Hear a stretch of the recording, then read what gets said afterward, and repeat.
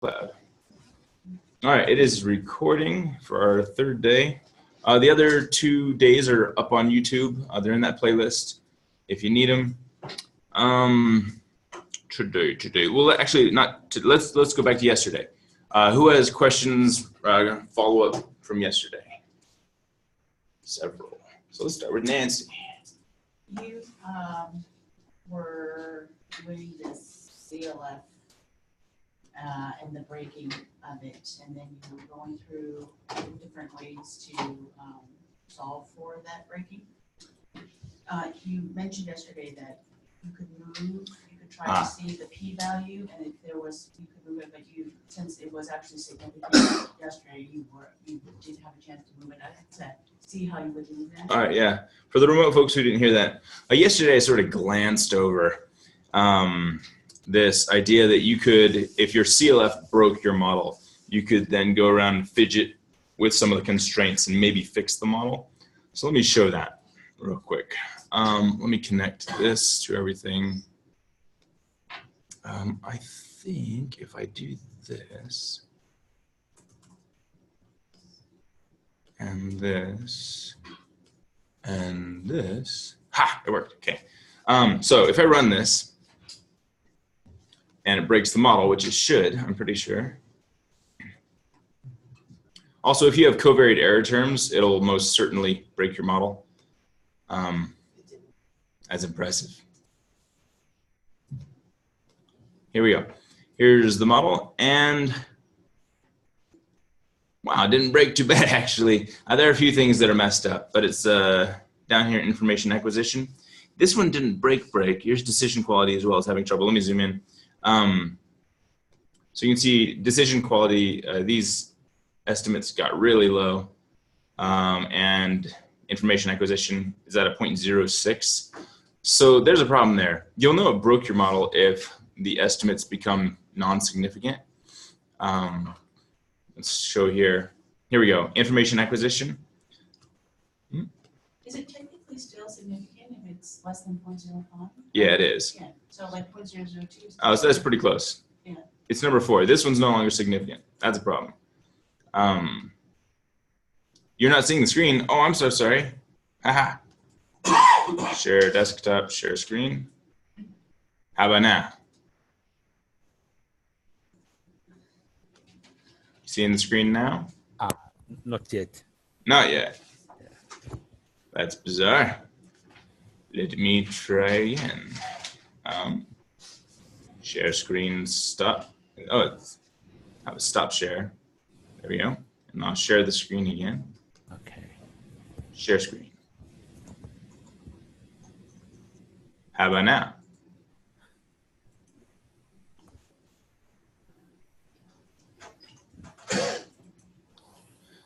It's blank. Still don't see it. What? Yeah. How bizarre. I don't know why that would be. Let's see. I could share a specific application, but I don't want to do that. Optimize for full screen video clip. What is that? Well, it says I'm sharing it. You can see the screen. Yay, Shaya. Yep, all the time. All right, so if you can't see my screen, go expand your Zoom window. Okay. Okay. Yeah, I can see it. You can see it now? Good. All right. Yes. Woo! Here we go. But you can see the estimates on anxiety, not significant. Oh, that's on the CLF, sorry. Where are we? The estimates on information acquisition. One of them is not significant. One of them is being constrained. So, and this one's greater than 0.05. This one's borderline. So, oh good, Rob sees it. Okay. Let's try to fix that. Right now, the path constraint is on information acquisition 1.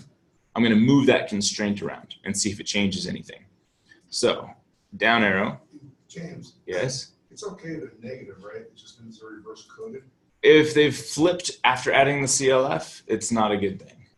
Yeah, that means it broke it. So instead of putting the parameter constraint here, I'll delete this regression rate, and I'm just going to put it up here. See, I'm estimating means and intercepts, so it won't let me. Somebody stop estimating means and intercepts. Let's do that. Estimate means and intercepts, uncheck. There we go. Run this, see if this makes a difference. An error occurred. Apparently I have missing data. Not sure why I would have. Oh, this is my old one. That's a problem. This is the old model. Let's go to the 2018 model. Here we go. This is the 2018 model. Okay. Too many models.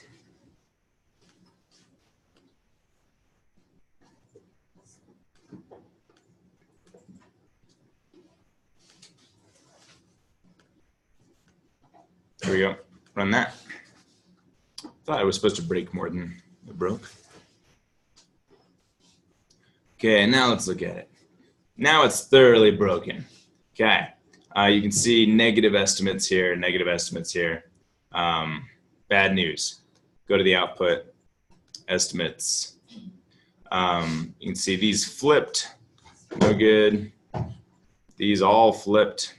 Yikes, yikes, yikes. They're all significant though. Yeah, they are all significant. So what are we gonna do? In this one, let's start with usefulness. You can see how it's not only flipped, they're like low loadings, 0.29. That's a low loading. This is unstandardized. Let's go to standardized. Here we go. 0.4s, pretty low. So on usefulness, I'm going to switch things around a bit. I'm going to switch the constraint around. Zoom out, sorry. Right now the constraint is on the variance up here. I'm going to move it. See if it makes any difference at all. Stick it over here on usefulness 1.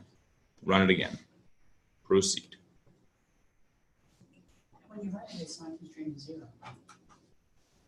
Yeah, it's not constrained. It's right now I'm unconstrained, yeah. But can you constrain it to 0?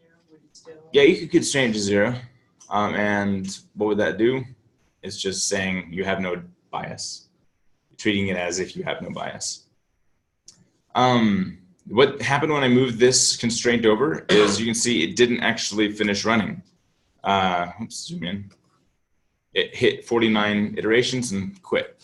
So what we got to do is try a different path. That one didn't work. Try this one. And you may feel like this is just like artificial, what we're doing here, fiddling around. And it is to some extent. But if you can get it to run, you get it to run. That one didn't run either. You could increase the number of iterations. You could, but pretty much anytime you iterate more than 49 times, there's something wrong. You want it to converge in less than 50. And if you manage to get it to converge in 277 iterations, you're still going to find an issue somewhere. So far, it hasn't worked in any of these. I'm going to try again. What does the note say when you put on the default mode when it doesn't reach iteration? What does the note say over here? Iteration limit reached, therefore the results are incorrect. No. But on the little window above where it's double X default mode. Oh, up here, yeah. If you click on that, sometimes it gives you a like unknown right there. What does that tell you? It's what that's saying is there's some parameter, like a covariance, like an intercept, like a mean, that it can't calculate. And that's why it's like, what is this? Okay. This unknown, it's missing. What is it missing? Nothing. This is an extra parameter that it thinks should be there, but isn't there. So it's like very confused. Yeah. Because it's broken. Because it's broken. Yep. Move that one. Oh. And try this again. We might not get a solution that works. Nope, not that one. So you could go through this whole musical chair thing. Yeah, musical chairs. That's a good way to describe it. And you can still not. And it could still not work. Yeah. I personally don't like the CLF. It is very artificial. So hypothetically, how does one report that? What I would say if I couldn't get the CLF to work, I would report that testing for method bias using common latent factor broke the model. In other words, estimates flipped around, estimates became non-significant, and the validity of nearly every factor became invalid. So rather than destroying the model and losing all value, we decided to get rid of the CLF and test method bias another way. I didn't mention this yesterday, there are other methods for testing method bias. Several, there are a bunch of published ones. The loosest method, but is still published these days, is to just look at the correlation matrix. If you have no correlations above 0.9, they say no method bias. And that's very loose, but that's one way to do it. That would save a lot of time. It would save a lot of time, yeah. How about the way I told you yesterday, it's a square, the CLF. Square. Oh, yeah. Another way is if you did get this to run. Let me get it to run real quick. Let me show you. James, run again, if the unstandardized estimates are over 1, correct? If the unstandardized estimates are over 1, it's fine. Yeah. Yeah, they don't have. They could be anything. That's just the slope coefficient. So another way is if you. Oh, look, you got it to run. What did you? Oh, I put it back on the variance. Yeah. Another way to do this, an older way, haven't seen any papers use this method recently, but if you were to force all of these paths to be equal, which I can do real quick, check this out. If I call this A and then select all of these,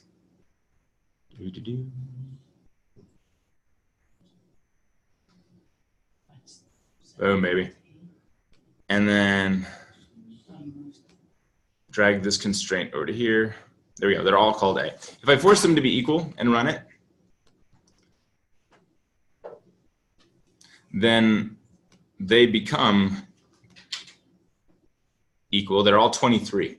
If I were to square this value, that would give me roughly the percent of shared variance across all items. So in this case, yeah, 0.23 times 0.23, you got 5.3% shared variance. And you can say, that's not that much shared variance. I don't think we have a significant bias. What is the threshold? There is no published threshold for this. So. I read articles, they use this one. Yeah. It's good articles. Oh, okay. Who do you cite? What article? Yeah, if you have that article, send it around or stick it in the folder or something. But I use that one in my homework. You may say that. Doesn't like it. They're right. Yeah, so this method, I haven't seen it in any rigorous journals lately. The journal I read is almost a 3.0 journal. Oh, So they use this way. huh, interesting. I can send to you. That'd be great. What is the site for the 0.9 scale? Oh, is it, it's in a PLS article. Look for something by Win Chin or Detmar Straub somewhere. So They've only published like 1,000 articles each. So that means that can we use this way if we get this kind of issue? Yeah, if you get this kind of issue, either delete the CLF and just use your marker variable if you have one. If you don't have a marker variable, then you could use this approach or the 0.9 correlation approach. Or if you wanted, there's another approach. It's the VIF approach. And I have the citation for that. I'll just cite this video. It's personal communication. Yes. The other approach is to take your factor scores, your unadjusted factor scores, open them up in PLS here, or not in SPSS. Here they are here. Oh, these are my adjusted ones. Let me get the unadjusted ones real quick. While you're multitasking. Yeah. What's the logic behind why the CLF would not work, but then if you had a marker variable? The question, for those who couldn't hear, is why would a marker variable work when a CLF didn't work. The marker variable has its own items. It has some foundation, and so it's inherently more stable than a CLF. Yeah, because it has a place to put its variance, whereas the CLF has no home for any of its variance. It's guessing at its variance, and so it's pretty unstable. But so this is when we imputed factor scores yesterday, this is the data set we created. And at the bottom, let me show you, at the bottom, we created these new variables right here.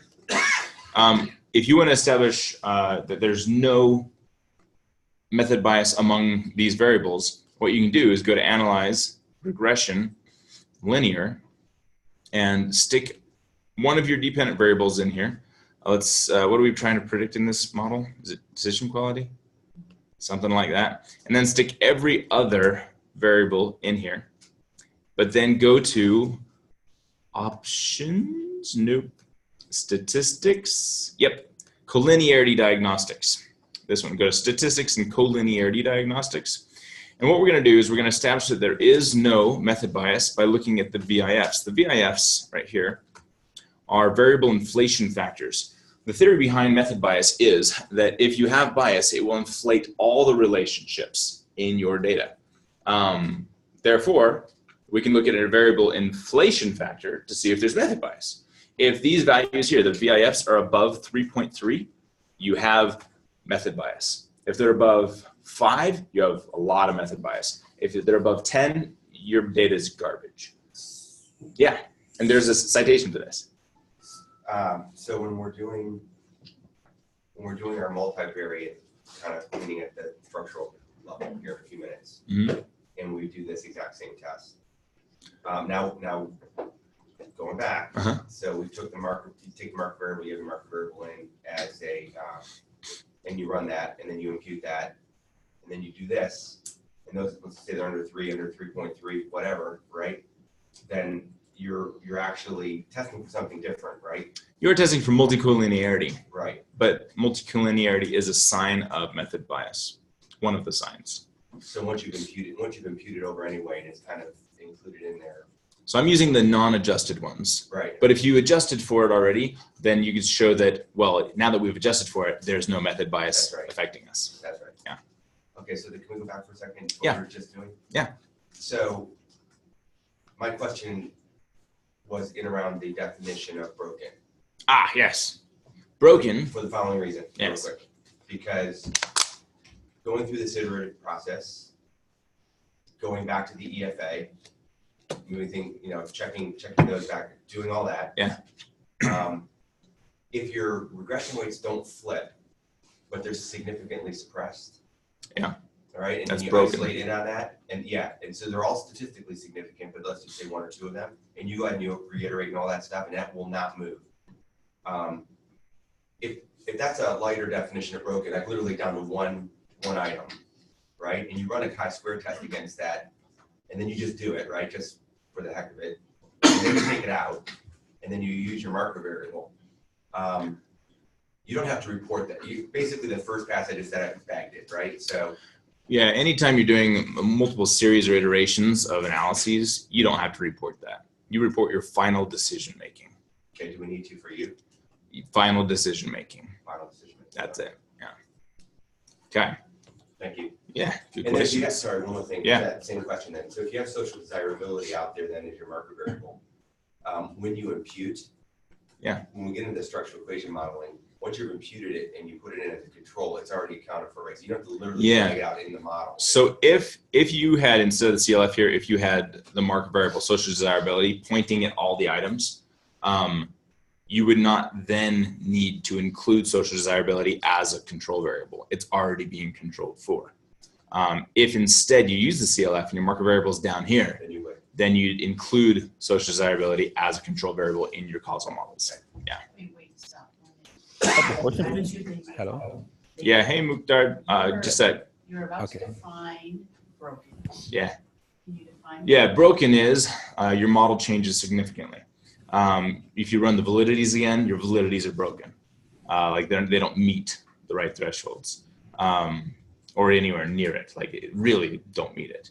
Or path weights flip, or they are greatly reduced, or they're no longer significant. All of these things are indications of a broken model. Okay. Yeah. And then you mentioned moving social desirability over there, and then accounting for it in the other factors. If you do that, when you move social desirability over as a measured marker and there is no method bias with it, you still want to impute social desirability into all the factors just to account for it, even though there is no marker? If there is no bias, let's say you run the test and it says you have no bias was detected, you are completely at liberty to exclude the marker variable from there on out, including during imputation. Yeah, because you don't have any bias. Is there a better? I feel don't tamper with it. So don't throw social desirability in there because it's messing with stuff when it shouldn't be. Yeah, drop it. What's up, Mukhtar? Yes, sorry. No problem. A little bit. I still want to better understand measure of influence. I'm talking specifically about the cook distance. Why cook distance and how is it done and how is it reported? Yep, we'll definitely cover Cook's distance today. Definitely. Okay. Yeah, I got it in the slides to make sure we don't forget. Okay, thank you. Yeah. Okay. Anything else from yesterday that you want to review? Yes, and then yes. Okay, so just curious. So just 1 year apart from last year, Mm-hmm. and this just, to be honest, kind of irritated me. So I just want to know why. Because it irritated me. But so last year, you go in the model that was used, and you had social desirability in there. We did not include it from the beginning, Correct. and we put it at the end around this time. Correct. Right, and then which I get, right. So now so the two things that irritated me, the covariant thing irritates me, and then secondly, the social desirability, only because I don't get it. Because honestly, it feels like when you include it from the very beginning, you're making footnotes for this thing the entire time. And if it's not actually impacting the causal effect of the model, why not include it here, test for bias, and then move on? So this came to a different set of perspectives. The question for those who didn't hear is, a year ago, I made videos that showed social desirability bias not being included in any of the analyses until we tested for method bias, because I felt it was just a tool. That's all it is, just a tool for extracting method bias or detecting it. And that was my school of thought. I was instructed by a higher power, another professor who is far more senior than me, that I was wrong and that I needed to include social desirability bias from the beginning and validate the model with it included. So I complied. Do I still believe I was wrong? I trust his judgment. But do I believe it's just a tool? Yeah, I believe it's just a tool. When you run your own research, you include it at the end. Oh, that's a loaded question. When I run my own research, do I include social desirability bias from the beginning, or do I just stick it in the end? The answer is I don't do a lot of quantitative research. So I haven't had the opportunity to test that in practice. Nice sidestep. Yeah, you like that? I am preparing for office. Yeah. Okay. We get tenure. Oh, speaking of tenure, I got an email yesterday saying the deans would like to meet with me on Monday. And it should be good. Wear your robe. I should wear my robe to the meeting. Make sure you have clothes underneath. Wear flip-flops. That's right. And then my last question for the day, and I'll stop. Yeah, right. When you do scalar invariance, Yeah. and you actually, when we kind of, do you want a table of that in the appendix to show, so if we deleted items based on that? Yeah, anything you're doing with invariance, that goes in the appendix. You can have a one-liner in your main body. We tested for configurometric and scalar invariance. We succeeded. Use better words than we succeeded, but I mean, yeah, we have evidence that. But I figured you'd like to see it just to see what we did. Yeah, in the appendix. Oh, for the capstone specifically? Yeah. Yeah, nominally. Okay. Yeah. Thank you. Okay, Larry. So my question is basically the opposite of Nancy's. Okay. So if you do have common method bias Yeah. with the CLF and the social desirability Mm-hmm. bias, do you include that? Okay. Both of them in the causal model? So those who didn't hear, if you have method bias as evidenced by marker variable and the CLF, while the CLF is present, didn't break your model, but it did indicate there is method bias, what do? You impute with it all together like that, and then you control for social desirability in your causal model. Can you repeat that? Yep. If it didn't break your model with the CLF, but we did detect method bias, keep the CLF, keep those marker variables covaried, impute your factor scores, and then in the causal model, include the marker variables as controls, not the CLF, just the social desirability. The CLF is already in. Yeah, CLF's already being accounted for. Yep. Anything else from yesterday? Yes. Comparing groups, Mm-hmm. we were talking about if I have a clinical group, should I run all the, like you compare male and female, clinical and not clinical or normative groups, we should make that comparison to get a better complementary pattern analysis? You're talking about like a training group and a I was like doing the EFA with one and a CFA with the other, right? no. More like male female, multiple I groups. have this woman in a shelter Mm-hmm. and normative woman that. So these are truly multiple groups, separate groups. Yeah. Should you run all the validities and all that stuff with each group separate? No, join. Together. You should do it together. So, Okay. yes. So assuming you achieved invariance, at least partial invariance, then yeah, run all your validities together. Yeah. Yes. When we're going through the process of method bias, Mm-hmm. do we have to check the validity and reliability matrix each and every time let's say we're removing an item? Do we check the V and R? Yeah. When do you check validity and reliability in a CFA? You check it right from the get-go, right? When you throw up your model there, before you do anything, check model fit, check validity and reliability, just to make sure there's no major red flags. Then you're going to ignore validity and reliability until your final model. Once you got your final model, the only exception is if you want to check to see if the CLF broke your model. You can run your validities while the CLF is present and see if it broke things. But your final model you're reporting, validities on would be one where the CLF is not present, even if the CLF is having an effect, even if there is method bias. The validities you'd report are the ones without the CLF present. That's important. Yeah, that's Because in your order of operations, exactly, you don't check validity and reliability after that. I thought I switched it yesterday. Let me check. Stat wiki. General guidelines. Order of operations. CFA. Here it is. Validity and reliability after response bias. Yeah. Phew. That's right. Okay. Okay. So you know what I should do is make a note in here. If method bias was detected with the CLF, remove the CLF for this validity check. Yeah. Let me just do that right now. Thank you for helping me make my stat wiki You do better. the same thing, right? Even if that were not the CLF, but were social desirability, you would do this, you'd do validity and reliability. Yeah. As well. Get rid of the shared variance Right. variable. Yeah. Da-da-da-da-da.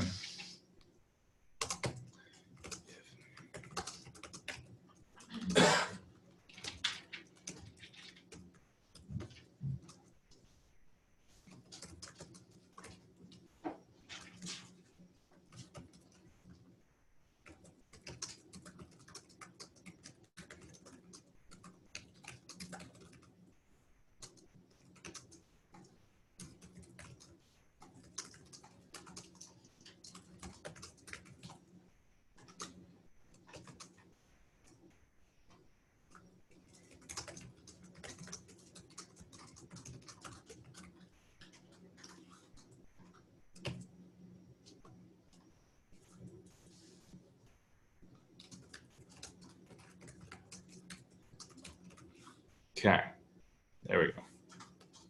Precision. Any other questions from yesterday? Yeah. Professor, if the data is non-normal, can we still use AMOS for the same purpose? If your data is non-normal, yeah, really skewed data. There are things you can do. Can you still use AMOS? The answer is yeah. And what you got to do is, dang it. What you got to do is, let me go to here. Actually, what I want to do is go to here. Eventually, you have a model that looks something like this, some sort of causal model, or even in your CFA. But when you run the analysis, instead of using maximum likelihood, which is based on the assumption of normal distributions, you'd have to use something like Bayesian, which is not listed here. It's actually analysis, Bayesian estimation, which will still run your model. It just uses the Bayes approach instead of the multiple or maximum likelihood approach, and or run it through a bootstrap, perform a bootstrap. And bootstrapping supposedly removes some of the effects of non-normal distributions. Yeah. Can you also go back and use your colleagues' tool? Or you could go normalize, the variables using Gary Templeton's, but his doesn't work on ordinal scales, only on continuous scales. Yeah. So bootstrapping and Bayesian estimation, that should do it. There is a rumor going around that Smart PLS will also account for or ignore non-normal distributions. The answer is it will run with non-normal distributions, but it'll still have the same limitations as non-normal distributed data. Anything else from the CFA? Yes. I don't know if it's appropriate now. Or You're good, I'll tell you. The whole concept about, are we taking a two-step approach instead of a one-step approach to factor analysis? We're using a two-step approach to SEM. It's we're running a factor analysis using our measurement model, and then we're imputing factor scores and doing a structural analysis. Okay. So it's a two-stage approach. So that's the two-step. Yeah. Okay. Anything else from yesterday? Yes. Are we going to review later on creating appropriate hypotheses? Yeah, make sure we hit that today. In fact, let me put that in slides so we make sure we don't forget that, because it's not in the slides. Like wording hypotheses properly. Is that what you're talking about? Yeah. Let me make sure that's in here. So this is the very end. Boom, boom, boom.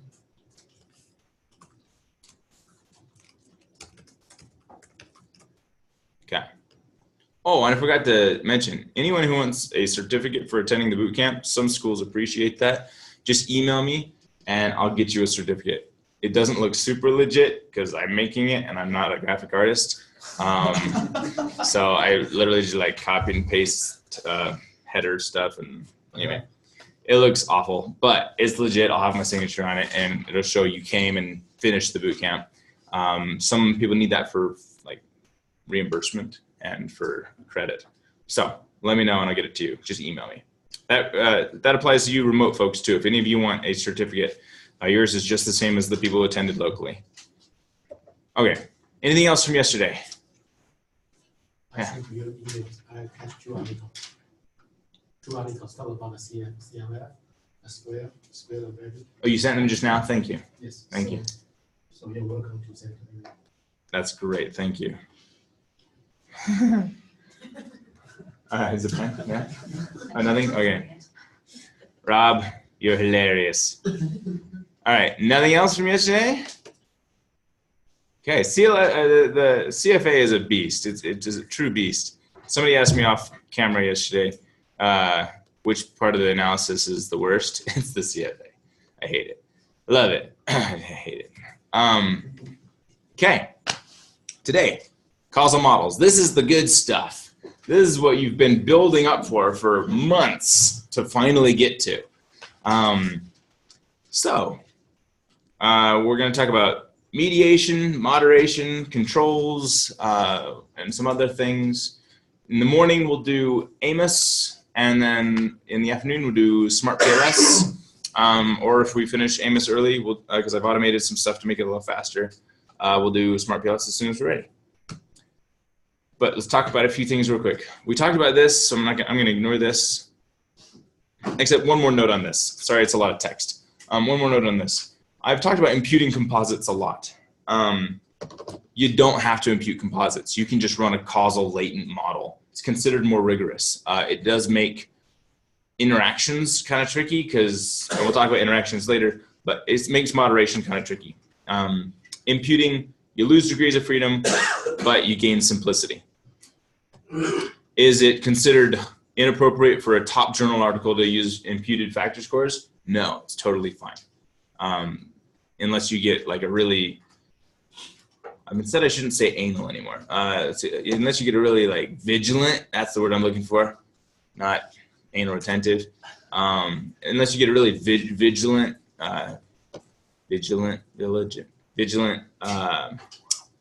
OCD, dogmatic reviewer, you should be all right. Okay, sorry. Yeah. Unless we get, Unless you get somebody who's like all hung up on doing things only the right way, and the right way is in quotes because it's their way, you should be fine. You can use imputed factor scores. if we have that type of reviewer, hypothetically, we should what? Oh, you can use a latent model. The reviewer you're talking about, you're good. Don't worry about it. You can use factor scores. Yep. Prickish. Oh, thank you. Rob. Is that not good? Rob. Ah. Oh, I thought Rob sent you that. Yeah, Rob did. Yeah. Obviously. Is that a bad word? Sorry. Probably. Oh, not me. The review, right. Okay. I got to watch myself. I don't always know when I'm swearing. Okay. Product of upbringing. It's a good word? Okay, cool. Prickish? I don't know. That's not a good word. Good. Glad to hear it. Okay. Here we go. Here's Cook's D. So once you created your factor scores, assuming you're doing that, you next need to check your multivariate normality. I rarely check all aspects of multivariate normality, such as multivariate skewness, multivariate kurtosis, because those will always exist. In fact, I'm not even going to show you how to do it. I have videos on it. You're welcome to watch them. But I strongly recommend against checking for multivariate skewness because it will always exist. But I will show you multicollinearity and influentials because those are more reasonable. So multicollinearity is when you have multiple predicting variables that predict the same movement in the dependent variable. And so they're redundant with each other. They're not useful uniquely. So in this case, you have IB1 and IB2 and IB3. IB1 and IB3 predict some unique variance illustratively in this model, whereas IB2 is completely redundant with these other two. There's a way to check this in SPSS. For those who don't want to open up SPSS again, just watch. But whoever would like to go along with me, we're good. I'm using the Bootcamp 2018 LVS data set. Go to Analyze. We actually just did this. Regression, linear regression. Stick one of your endogenous variables in here, then one of the dependent variables. Stick all of your other variables here, and make sure you use, make sure you check collinearity diagnostics. And that will produce the VIFs. These VIFs, like before, need to be less than 3.3.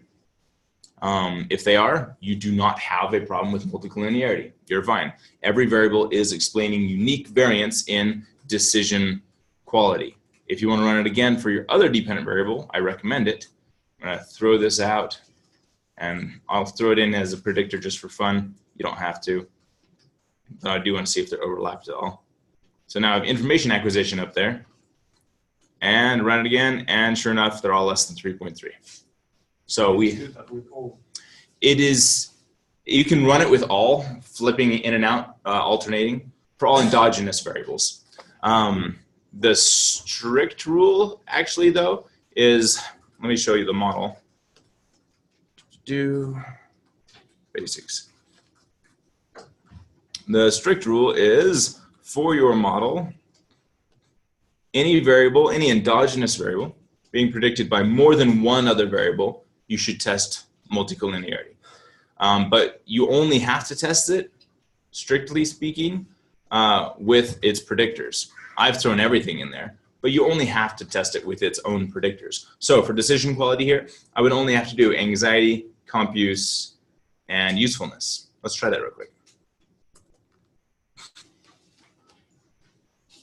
So get rid of that, stick decision quality up in here, and then playfulness was not predicting decision quality, so I'm gonna get rid of that. This is all I'd have to test for decision quality. And sure enough, no VIFs. And then I could do that with each endogenous variable, each variable being predicted. Yeah. What does VIF stand for? Variable inflation factor. The extent to which the R square might get inflated by redundant explanation of variance. How about motivators, experience? Yeah, experience, because it's not predicting anything, we do not need to throw it in as a predictor. Yeah. One of the journals. that we- Although, sorry, wait, I just had a thought. We are actually going to use it as a predictor during our interactions. So you're right. We should probably throw in experience. Thank you. We should throw in experience when we're looking at usefulness and comp use. Because that one impacted the two. As an interaction, yeah, Yes. yeah. In one of the journals for AOM, it states that it's best to put the VIF in there. So from your experience, is that something that we need to include? Like report on it? Report on it. I always report the VIFs, always, yeah. Let's really quick, let's look at what Tony was mentioning. Let's throw playfulness, anxiety, and experience in as predictors of usefulness, just to make sure we don't have anything going on with that moderator. So usefulness becomes the dependent variable. And then, let me get rid of these. We had playfulness, anxiety, and experience. Here's anxiety and playfulness, and experience is up here. There it is. And check that. Sure enough, we're good. Experience isn't collinear with something else. Cool. So that's multivariate normality, multicollinearity. Now there's another multivariate normality issue we need to address, which is multivariate influentials. This is the extent to which one person, one of your respondents, is abnormal compared to the rest of the respondents given a particular relationship. Most people in this room feel better when they get more sleep. But maybe there's a vampire here we don't know about, right? Who feels better when he or she doesn't get more sleep. So the relationship is sleep leads to wellness. And everybody has a positive relationship there. But there's one respondent who has a negative relationship. That would be an influential on a multivariate perspective. So let's go check that out. The way we can do that is in our regression again, run a regression. But in this regression, let's just do an example with our dependent variable here. Here's decision quality as our dependent. And let's look at usefulness as our independent variable. And we want to save, in the save options here, the Cook's distance. I think I dreamed about this last night. Did we not do this already? We did not. Okay, I think I had a dream about this last I night. asked you about it yesterday. Maybe. Okay, amazing dream. I dream about statistics. Or deja vu. It could be deja vu. So save Cook's distance. And what this is the difference between every person's response in relationship to these variables. I'm going to run this, hit OK. I'm going to ignore what it comes up with. What I really want to do is go look at the Cook's distance, which was created down here. Check this out.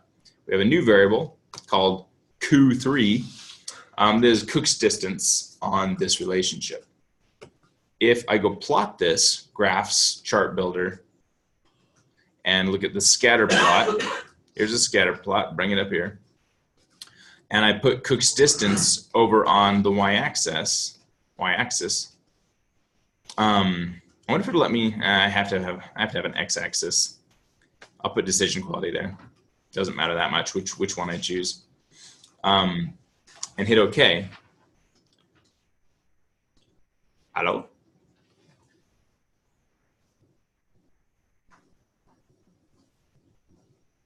For some reason, it didn't produce. Oh, it's running graph. It's still running. On your, That's unusual. as one of the factors, you have a case number. Can you Yeah. just clear that out? I could use case number as the x-axis here. So we should keep that. Yeah, keep your case number for now. Check it out. This is the Cook's distance. That's an interesting pattern. Huh. What we're looking for here is one of two things. One is anyone over 0.1, or is it 1? I think it's 1, not 0.1. I think it's like 1. And look, we're not even at 0.1 here. Yeah. Is this essentially just looking for the outliers? Outliers on a relationship. Yeah, not outliers on a variable, but on a relationship. Yeah, so we have nobody who's like abnormal on this relationship, at least in an absolute sense. But we can also look at those who are. Was it 0.1? No one above 0.1 or above 1? I think it's 1.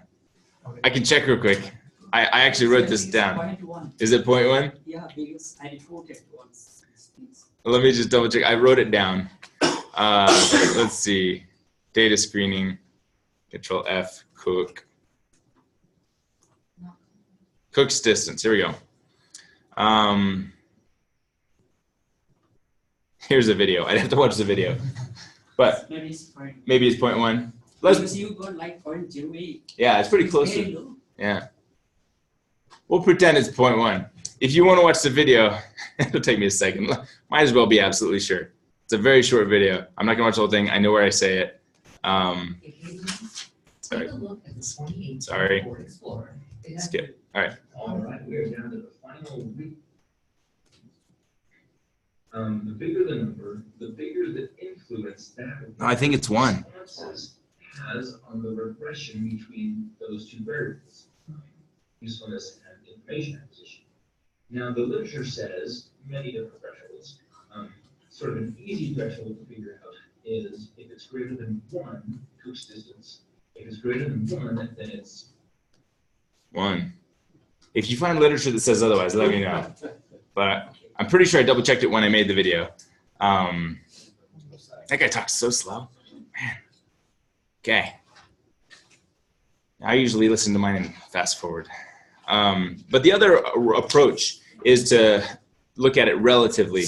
If you see someone who's an order of magnitude above everyone else, then that's an indication there might be a problem here. So if we're at 0.01, then we look for a 0.1. If everybody else is at 0.01, and then look, see, is there a 0.1? And in our case, there is not even a 0.1. But if there were, that would be an indication that this person's somewhat non-normal. Now, what do you do if you find someone who's somewhat non-normal? Nothing. What do you do if you find someone who's absolutely ridiculously non-normal? You have somebody that has like a 2 or a 1.5. You are justified in removing them as not part of the scope of your study. This is a slippery slope, though. If you remove someone because they're not like everybody else, you're removing them because they're not confirming to your theory, or conforming to your theory, and then you get in trouble because let's say you find 5%, 10% of your respondents don't conform to your theory. You remove them, and all of a sudden you have confirmatory evidence. Look, my theory is supported because I got rid of everybody who didn't support my theory, right? So watch yourself. I almost never remove anyone due to multivariate normality issues. If there is one person who's like totally bizarre, fine, remove them. Removing one is not going to have a major impact on your study if you have a lot of data like we do. Do you have to report it? Yes. Say we checked Cook's distance. We had someone who is way an outlier on this relationship. We decided to remove them. Here was their Cook's distance score. Okay. Another way to check this is to run that relationship, run a regression with them and without them. If it's the same, just keep them. Okay, that's Cook's distance. Mukhtar, are we good on that? Cool. Thank you. You're welcome. All right. Oh, another faster way, if you want, just in your data set, when you do Cook's distance, just sort it. Right-click the column and sort descending, and we can see the biggest one is 0.07. We're good. We didn't even have to look at the chart. Okay. Mediation versus moderation. I had questions about this last night via email. Mediation and moderation often get confused and confounded. We're going to quickly separate them. And we have some exercises on this real quick. Mediation is the reason the X variable has an effect on the Y variable. In this case, curiosity leads to learning because curiosity creates discovery, and discovery leads to learning. Discovery is the reason curiosity affects learning. That's the mediation.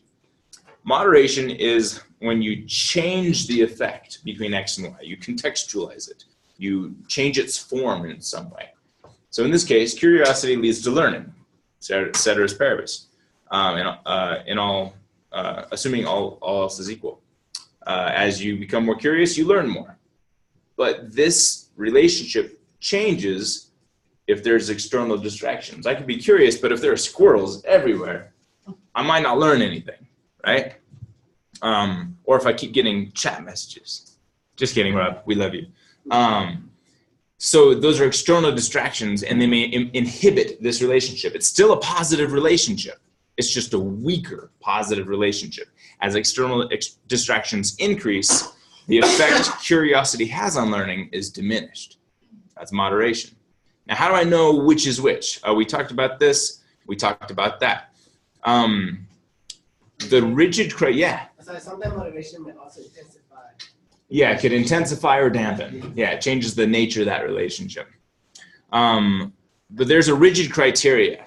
A mediator must be the causal result of the IV. It must be related. And it must be the causal antecedent predictor of the DV. Whereas a moderator must not be the causal result of the IV. What were you going to say, Marie? So on that first one where you had mediation, Yeah. wouldn't the curiosity go directly to discovery and learning, and there shouldn't be a curiosity? A direct effect here? Right. This direct effect is optional. If you have good model fit without this relationship, cool.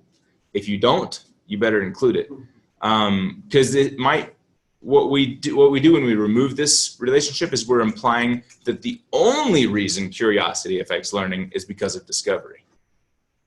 But what I'm saying in this model is part of the reason curiosity affects learning is because of discovery. So this whole idea of partial versus full mediation. I'm saying discovery is a partial mediator here because I'm including this direct effect. Yeah. So I'm curious about this. See if you got this. Exercise affects weight loss, right? You exercise more, you lose weight. If you're unhealthy, you gain weight if you're already healthy, I guess. Maybe, depends on what kind of exercise you're doing. Let's say, well, exercise affects weight loss. We know there's a relationship, right? Caloric intake, would that be a mediator or a moderator in this case?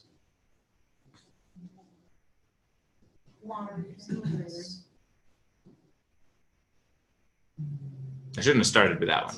That's a tricky one. When you exercise, does it affect your caloric intake? Yes. No. It could, I guess. It could. Yeah. Your whole lifestyle. Let's ignore that one. That's a terrible example. Let's go to the next one. Well-being. Well-being, mediator or moderator? Mediator. Moderation. Moderator, yeah? Moderator. All right, so when you exercise, do you feel better? No. No. Terrible example. Well, yeah, it's serotonin, so yeah. So there is, so does yawning, yeah, but we're not talking about yawning. All right, fine. These first two are ambiguous. Yes. That is reality when you're putting your models together. You'd be like, oh, it could be either. Depends on how you think about it. Depends on the context.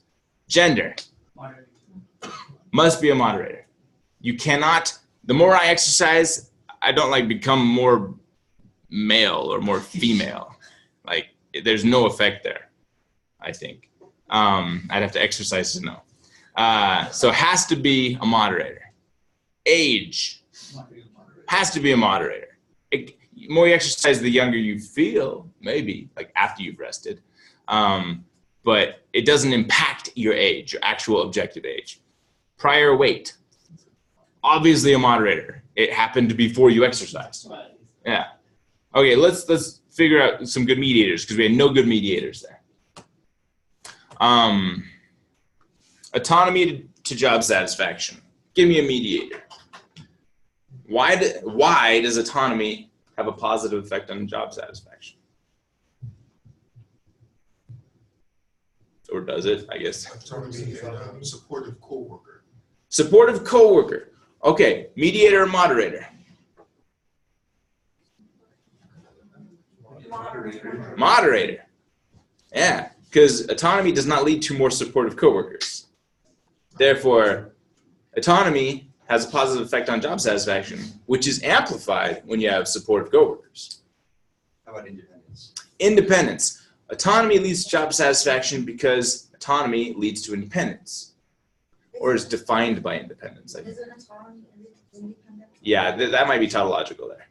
Intrinsic motivation. Self-efficacy or? So yeah, empowerment. I like this one. Yeah, autonomy leads to empowerment, which leads to job satisfaction. The reason it's satisfying to be autonomous is because you feel empowered. That's a beautiful mediator in this case. Flexibility? Flexibility. People love having control over their own schedules, being flexible. And autonomy leads to flexibility, which leads to job satisfaction. Good mediator. Or maybe it's also by definition, it's hard to tell. Hopefully innovation. Autonomy leads to innovation, which leads to job satisfaction. That one's loose. I guess it just depends if you look at it, like if you like being creative and if you like doing your own. Yeah, there's probably a moderator there as well. So it could lead to innovation if you're a creative thinker and like freedom. Self-actualization. Self-actualization. I'm the man in control of my own destiny, right? Yeah, autonomy gives you that, and that's satisfying. Good, these are mediators. Moderator. Give me a moderator. Work centrality. Work centrality. The degree to which the work is important for you. Oh, okay, yes. I mean, if Meaningfulness of the work. Yeah, you can give autonomy at work, and you can be the kind of person who's like, you know what? I don't care. I don't care. Yeah. Just tell me what to do, I'll do it. Yeah, I definitely good moderator. Yeah, the centralness work plays in your satisfaction. Satisfaction with supervision. Satisfaction with supervision. Yeah, autonomy may have an effect on that, but not directly. But maybe let's say a managerial support or something like that. Yeah? The more support you get from management, the more autonomy is helpful and impacts your job satisfaction. Capacity? Capacity. Ooh, I like that. So give someone with very low capacity autonomy, it'll probably actually make them less satisfied at work, right? Give someone with lots of capacity autonomy, and they'll be more satisfied. This is a very contextual variable. Good. That's moderator. Feedback could be a good one there too. Feedback, yeah, autonomy doesn't naturally lead to feedback, but if you have autonomy and you get feedback, that could amplify that positive relationship. Yeah. A very common one here would be experience or training. Autonomy is great if you've already been trained or if you have experience. But if you haven't had experience or been trained, autonomy is terrible, depending on the job. You don't want to be like set in your cubicle your first day of work and they say, all right, go. Go where? Go what? Do what? What's my job? You mean that's not good training? Terrible training. I'm sure some of you have been in jobs like that, right? We believe in creativity and autonomy and empowerment. Go figure out what you need to do. So you're saying the more training, more job training as a moderator. So yeah, training strengthens this positive relationship. The more autonomy leads to jobs. Yeah, autonomy should improve job satisfaction, but it'll certainly improve it more if you've been trained, because then you know what to do. Okay, we got the idea. So let me ask you this, what about financial incentive? Would that be a moderator or mediator? Definitely moderator. Financial incentives are not created by autonomy, they're not improved by autonomy, but if you have financial incentives, they could strengthen this relationship. Because the way I see it, moderators are a win condition. So when there's a financial incentive. Yeah, under what context does autonomy lead to job satisfaction? Yeah. Yeah, that's a moderator. Okay. A mediator is why? Why does autonomy lead to job satisfaction? What about if you, just for an example, what about if you had a moderator over a mediator? You can have both. So for example, training that that's a mediator, maybe mediates through self-efficacy. Self-efficacy would be the moderator of autonomy versus job satisfaction. You can definitely have multiple levels of both moderators and moderating and mediating. So you get a moderator moderation. Here's a good example of moderated moderation. I said that training leads to strengthening this relationship, right? But what if you're not someone who likes to be self-started? The training doesn't matter. So it would be those who are trained and who are self-starters, it's a strong relationship. Those who are trained who are not self-starters, sort of a neutralizing effect. Those who are not trained and not self-starters, negative effect. Very moderated moderation. You could also have moderated mediation. I don't know, we might cover that today. We'll see.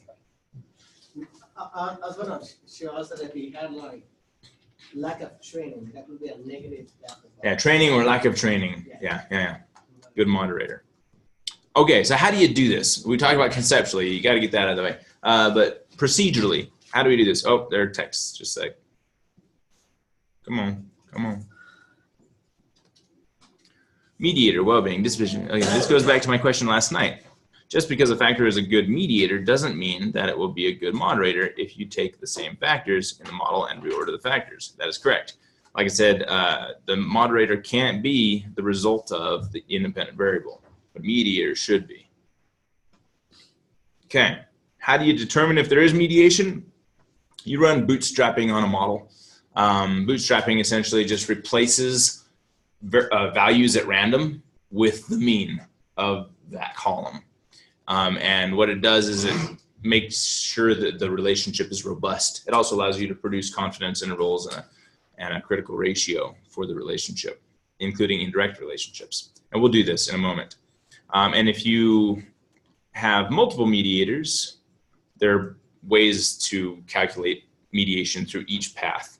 I have videos for these. We'll actually do the one, the bottom video here.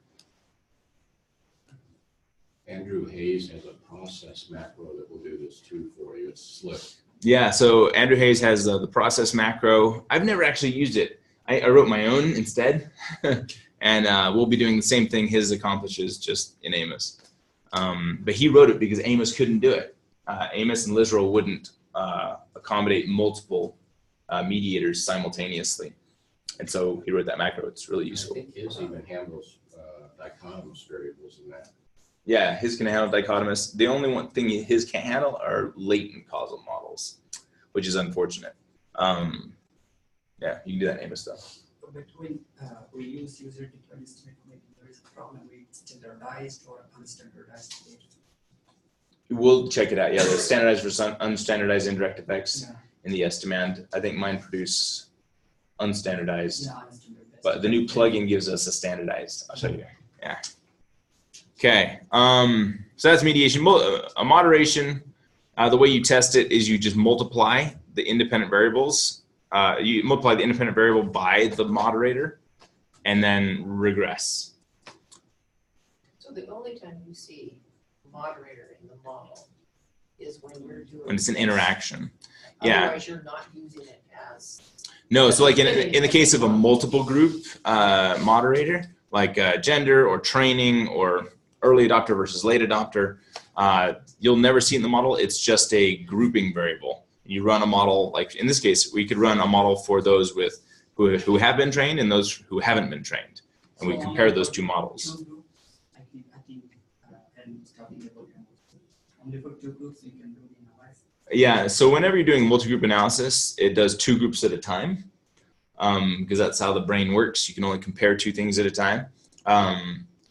But you can run it for 7 groups or whatever. You just have to do it in pairs. Or you could do it 1 group versus all of the others, and then the other group versus all of the others.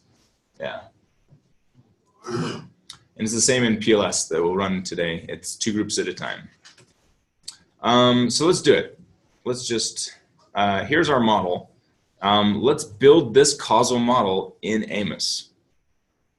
So open up AMOS, file new. So you have a blank canvas, bring in your data, like we did yesterday. Let's see. Bringing in your imputed factor. Yeah, the Bootcamp 2018 LVS is the one I'm using. But yeah, the one with the imputed factor scores.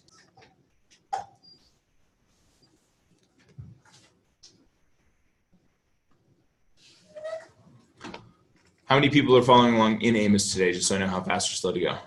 Okay, about half of you, good.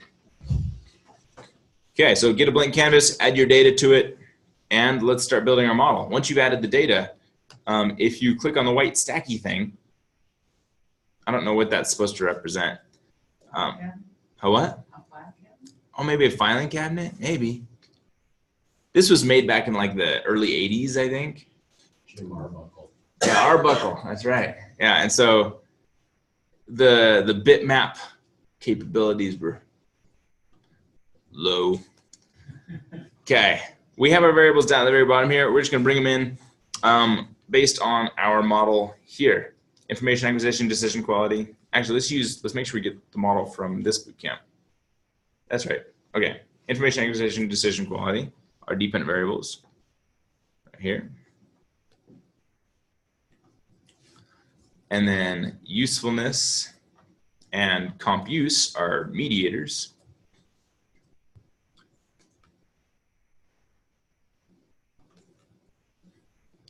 And then playfulness and anxiety are independent variables. We had some control variables. When do we bring those in? Right now, from the beginning. So our controls in this case were age, frequency, and social desirability was an optional control for us.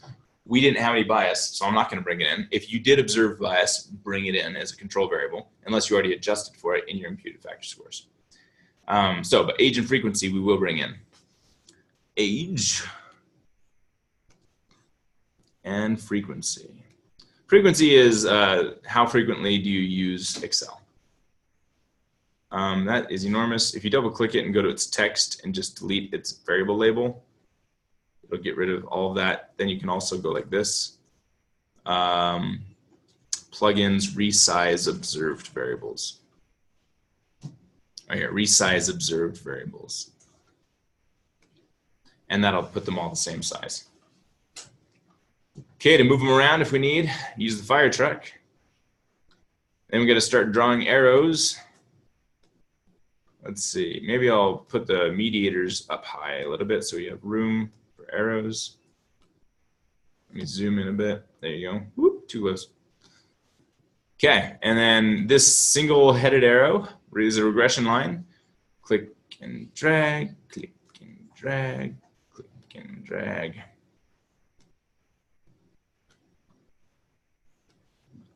And then in our model, I believe we went like this, but that was it there. I'm sorry, again, what was the thing you clicked on to get rid of the long string? Oh, the label thingy. You double click the variable and you delete the variable label in the text tab. Yeah. Or you could go up to analysis or no, view, interface properties, miscellaneous, and uncheck display variable labels. Okay. Yeah, I think in the model you have another, you have to know that it's going from. I don't know that I had the cross. Let me check. In this model, no crossing. Playfulness does not affect decision quality. Anxiety, not on information acquisition. But this one, I see what you're saying. Usefulness goes to decision quality. Comp use goes to information acquisition. Thank you. And then age and frequency, where do we include them as controls? Right now I have them affecting our dependent variables, but should they also affect usefulness or comp use? Let's ask ourselves theoretically. Should frequency of use affect how useful you see the software? Probably, right? So we better include a regression there. Should age affect your perceived usefulness of the software, given the age range of our participants? Probably not. So I'm not going to include that line. Frequency on comp use. Yeah, that should probably affect comprehensiveness of use, like how many features of Excel you use probably is affected by how frequently you use it. Should it affect playfulness? It could. Frequency, right? It could affect how playful you are with it. You use it more, maybe you're more playful. I doubt it's strong. So I'm going to covary these. Why covary these instead of draw a line? Because playfulness is not endogenous already. It's just an independent variable. So we're just going to covary it. Should frequency affect anxiety? Not in that, it would covary, I think. I don't think it'll actually impact it, but it will covary with it. I'm not going to be using it a lot if I have a lot of anxiety when I use it.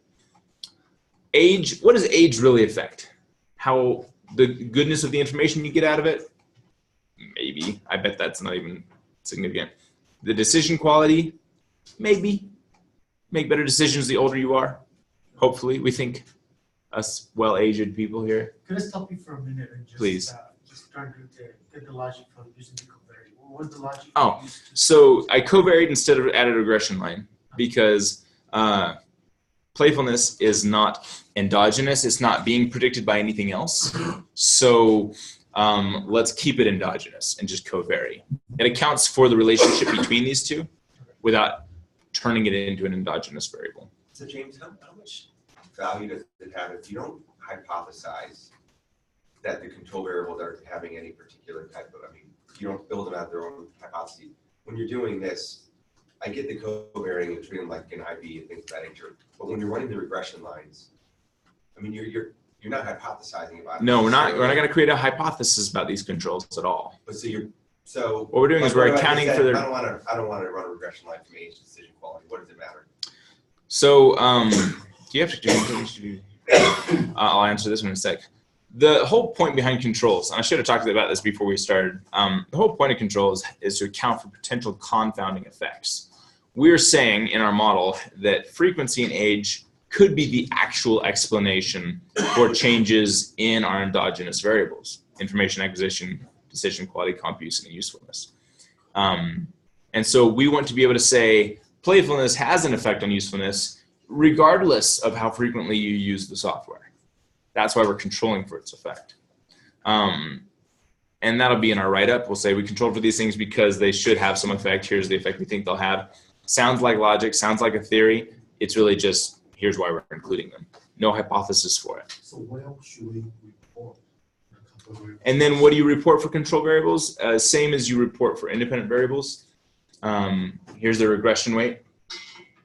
And that's it. Just without hypothesis. No hypotheses. So just put on the what is certificated, what's the regression lines. Yeah.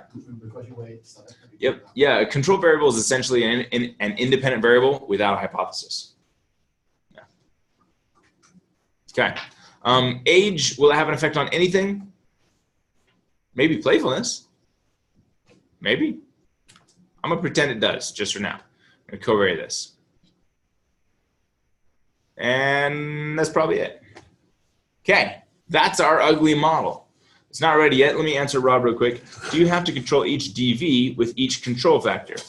Oh, do I have to have lines from each control to each DV? The answer is no, just which ones you think theoretically would be impacted. So I think frequency would impact both. Age, honestly, I don't think age is going to impact information acquisition at all. I don't think that's based on age. So how about I delete that line? X. That's interesting. I can see where that would have an effect. It might have an effect. I'm older and I don't go out to acquire more information because I'm not technologically savvy. Okay, so we have somebody arguing with me here locally. We're good. I want you to argue. what I'm saying for the remote folks is there's discrepancy. Should we include age on info acquisition or not? I'm going to leave it out for now and see through model fit if we need it. So you suggest doing it this way, because I was thinking the same thing. Why not add it first and check model fit? So here's the reason I didn't add it first. When you're using an imputed factor scores model, your number of degrees of freedom is limited, very limited. So you want to add lines cautiously. In fact, if there are non-essential lines in here, like from the control variables that become non-significant, I might end up deleting them in order to free up some degrees of freedom. Okay. Yeah. Do you have to covary? Do you have to covary controls with all independent variables? If they theoretically should be related, yes. If theoretically they should be completely unrelated, no. And also depends on who you ask.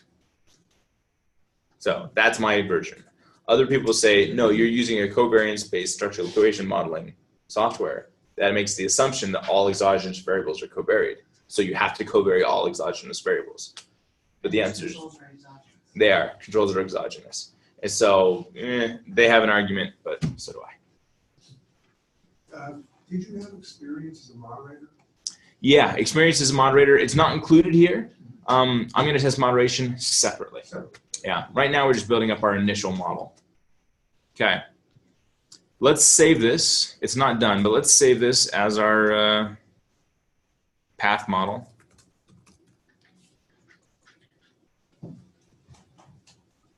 We don't need the error terms. So that's the last thing we need. We need error terms. Anything that's being predicted needs error for that estimation. So use the error button thingy, and anything that has an arrow going into it, not a double-headed arrow. These exogenous variables don't need error. They're not being predicted. Anything being predicted needs error.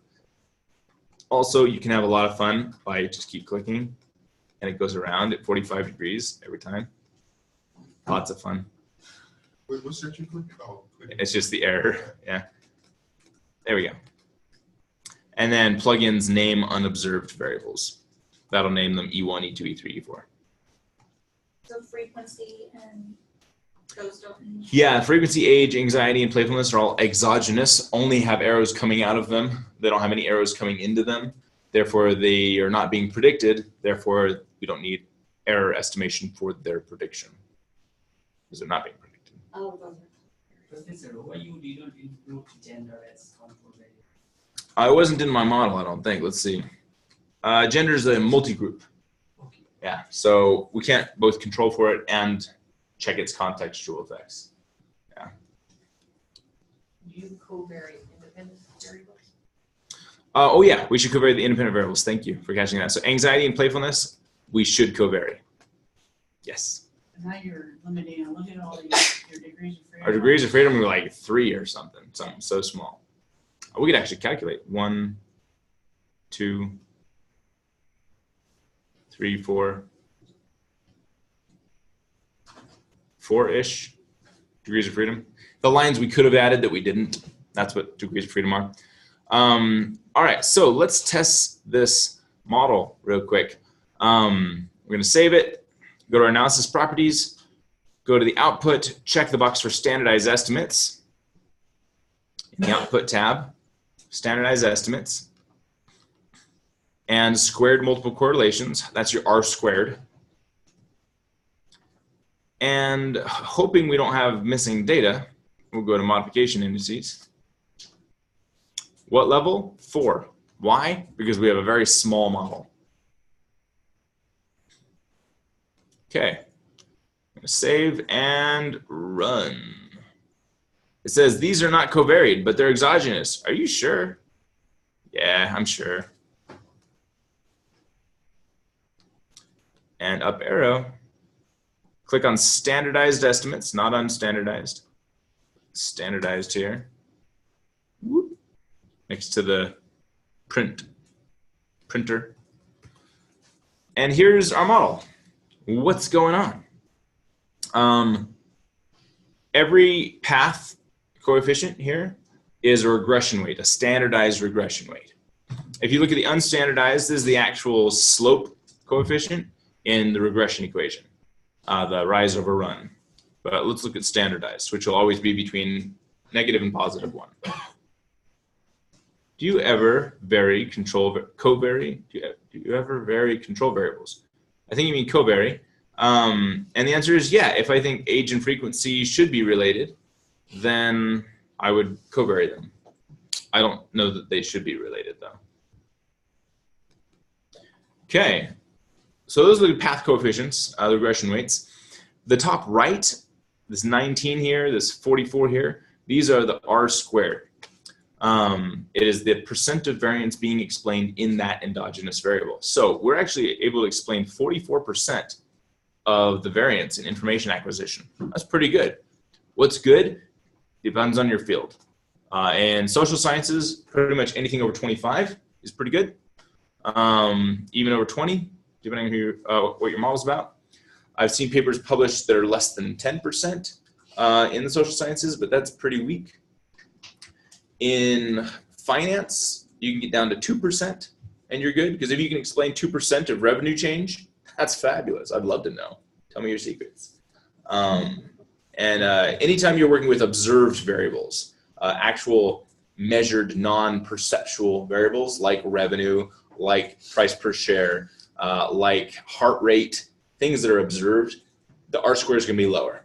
Anytime you're working with perceptual variables, the R square is going to be higher, because there's something about the way you are and the way you respond to perceptual variables that sort of includes shared variance. So this means that those 4 arrows that come into information acquisition account for 44% of what we're seeing, the effect in information acquisition. You're absolutely correct. So Yep. then if I wanted to find out how much of that 0.49 from usefulness do I get rid of the other arrows? Okay, so what if I want to know, well, how much does playfulness actually affect it uniquely? What is the effect from playfulness? We can look at the regression weight, but that doesn't tell us how much it's changing the R square. So what we can do, if you want, you can open up the stats tools package, and there's a, oh, by the way, I updated the stats tools package last night at like 11. There's a new version available in our folder. Yeah. But if, What's the change? I added regression equations to the interaction plotter. Yeah. Wouldn't you need to, some of those paths would not look significant to me? Yeah. So we're going to check that. Okay. For We sure. need to do that first before this? Oh, before we check effect sizes? Yeah. They can go together either direction. Yeah. But if you go look at the effect size tab here, sheet, there's a R squared with the path included, R squared without the path included. So our R squared for information acquisition is 44. Let's put 0.44 in here, 0.44. And then let's go get rid of this path here from playfulness to information acquisition and run it again. Proceed. Up arrow, and now it's 0.38. We go put 0.38 in here, 0.38. And we can see the F squared, the effect size, is small. Playfulness has a small effect on information acquisition, but it is an effect. Is it significant? Let's find that out. Here are the citations you need for that. So this is effect size. To what extent does a variable actually have a meaningful impact on another variable? I'm going to add that path back in. I'm going to run this. We're going to go look at the p-values, even though they're completely irrelevant right now because we haven't checked model fit. But let's go look at the p-values real quick. I want to know if playfulness affects information acquisition significantly. Right here, this one. Yep. And the p-value is star, star, star, which means less than 0.001. So there is a significant effect, a significant small effect between playfulness and information acquisition, which we need to further validate by looking at model fit right here. Turns out we can't have any confidence in the findings of our model because the model fit is terrible. So Does playfulness have an effect on information acquisition? We have no idea. So let's figure it out. How many degrees of freedom do you have? Thank you for asking. We have 9 degrees of freedom. Not very many. So let's go figure out what we need to do. Better than 3, that's for sure. Click on modification indices. Ignore these covariances for a sec. Look at the regression rates. Holy shnikes. There is, that's my Utah swearing there. There is a relationship between decision quality and information acquisition, which is very strong, and we're not accounting for it. So we should probably account for it. But it wasn't in our theory.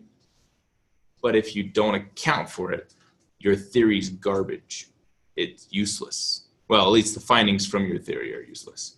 Your theory still might be valid. But you're not accounting for this potential confound. So we ask ourselves, does information acquisition lead to decision quality, or does decision quality lead to information acquisition? Information acquisition to decision I quality. agree. It should go in that direction. Yeah. You have good information, therefore you make good decisions. So I'm going to add this line. I want you to notice real quick before I add the line. Look at the R square of decision quality, currently 36. Also remember how powerful these effects were everywhere. This will change because it's a major relationship. Run this, proceed, up arrow. This is now, can't see it, it's 52. I'll move it. 62, even better. That like doubled. Yeah, that's amazing. Now, we should check something. Can I ask a silly question? Yeah. When we went back and we looked at regression, when you asked like which way should it go? Yeah. If you read it the way it's written in the table, The modification indice recommends pushes it. the other Shows you direction. which way it's going though, right? Yeah. Oh yeah, let me show you here. Does it say information acquisition is going to decision quality? Yeah. So here it says, here's the direction we suggest. And the size of the change you should observe if you do it in that direction. And in fact, when we looked at this, it said the larger change would come if we had it going from decision quality to information acquisition. But theoretically, that didn't make a lot of sense. So we're going to follow our theory. Yeah. Now let's check out model fit. Holy cow. We went from a 0.7 to a 0.97. That was it. Now, if we go look at the estimates, go look at the effect from information acquisition to, from, where was it? Playfulness to information acquisition. Still significant, and we're confident that it is a real effect because we're accounting for all these other things. We have good model fit, therefore we can have real confidence in our findings. And there's similar to covariant though, there's no issue, right? If you were running those from DV to DV or from mediator to mediator. Yeah. If you have MIs that are that large, it doesn't really Yeah, work, if right? usefulness were so strongly related to comp use and I was not accounting for it, I would draw that line. Notice also we're missing the lines from playfulness to decision quality and anxiety to information acquisition. Do we need them? No, because our model is fit. This representation of the model is an accurate representation, approximation of the observed covariances in the model. So we're good. So you just did, all you did was start off with your Original theory. Your initial theorized. Yep. model.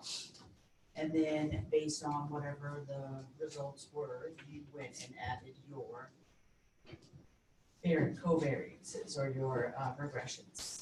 Yeah. So yeah, for those who can hear, you start with your original theory. So our original theory was this, excluding experience for now, because we'll test that later.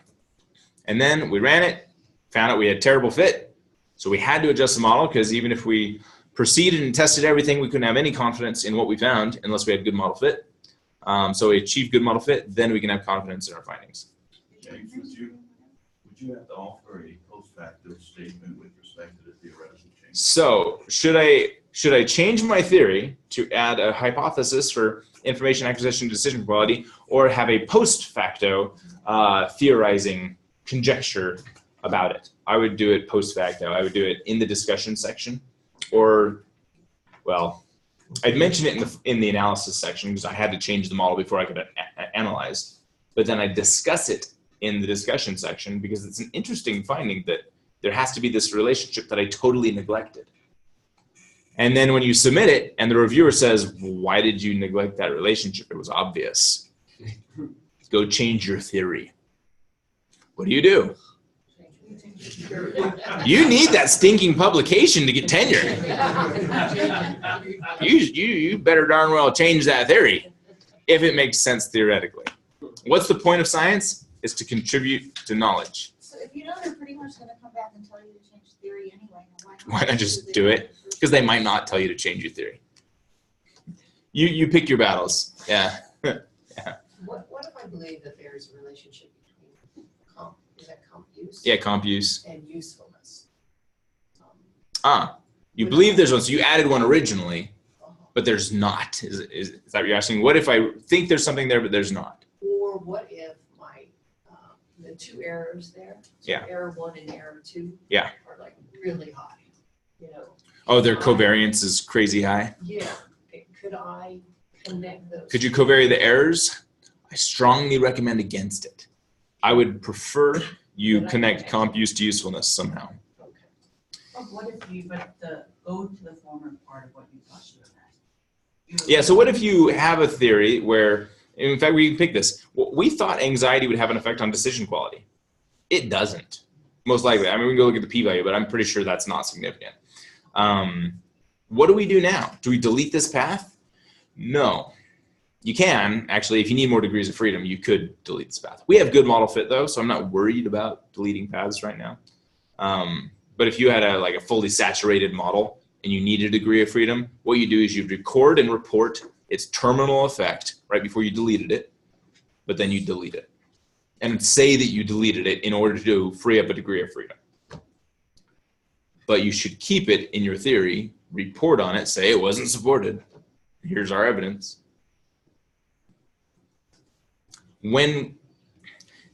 Again, the deletion depends on how many degrees of freedom we have. We have enough. How many is too few? Like less than 4? So 1, 2, or 3? 0, 1, 2, or 3? That's very few degrees of freedom. Any more than 3, and we're going to be all right. What's the citation? Gaskin et al. 2018. May 12th. Yeah. It just makes sense. That's the thing about statistics. It just makes sense. And I hate I hate providing citations when it just makes sense. It's like, why citing 2 + 2. Right? Don't have to cite that. Once you get to this point, though, and you say this model, good model fit, this is like your initial model fit. Yeah. And you're always coming back to this model. This base model now. This is our new base model. Now, let's say we had some hypotheses. Actually, let's take a quick break. Oh, this is fun now. You got to leave you hanging. My heart just keeps skipping. One more question before we take a quick break. So with the adding the error from information acquisition to decision quality, prior to that, we saw the model output suggesting a diagnostic. It could be this way or that way. We used theory to decide what we did there. Yes. But if we couldn't tell, would you do either one or would you just go? So the question is, when we were connecting information acquisition to decision quality, what if there was no strong theoretical logic for either direction? Or maybe there's strong theoretical logic for both directions. It could be either or. Which one do we pick? In that case, try both. See which one affects the model more. And you wouldn't just covary. I wouldn't just covary their errors, and you can't covary the variables themselves. Let me show you. If you try to covary an endogenous variable, it says, nope, it can't, it won't let me. Because it's being predicted, it cannot both covary and be predicted. Yeah. It's fun. Professor, you used a term, saturated model. Saturated model, that means no degrees of freedom. Yeah, every parameter is estimated that could be estimated. Yeah. Let's take a quick break. I need to eat some chocolate. Yeah, I'll come over. Woo. And then we'll get started again. It's all good. That's like catching my daughter. They always I'll tell you this. That's good, that's good. Okay, man, that's one thing I love that one. That's nice. It makes things quick. This is excellent.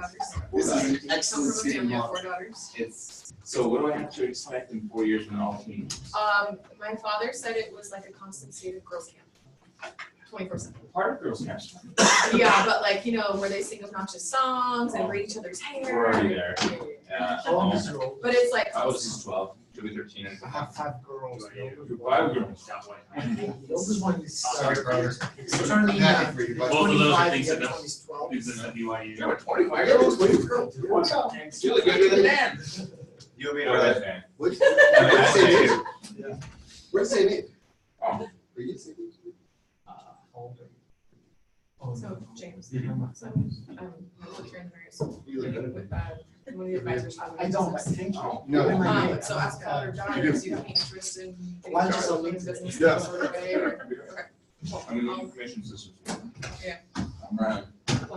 Yeah, usually I get to tap Bonnie for things, but Yeah. he's so busy. Poor Bonnie gets so Yeah. desaturated. Yeah. Okay, cool, I'll reach out to you. I'm also a student recruiter for my department, so it makes sense for me to be involved in that. Yeah, yeah. Okay. And if you have female students who are in the program or are interested in mentoring, we're always low on information systems and mentors. Oh, good So to if you know. have any that are interested. Okay, send them my way. will do. Thanks.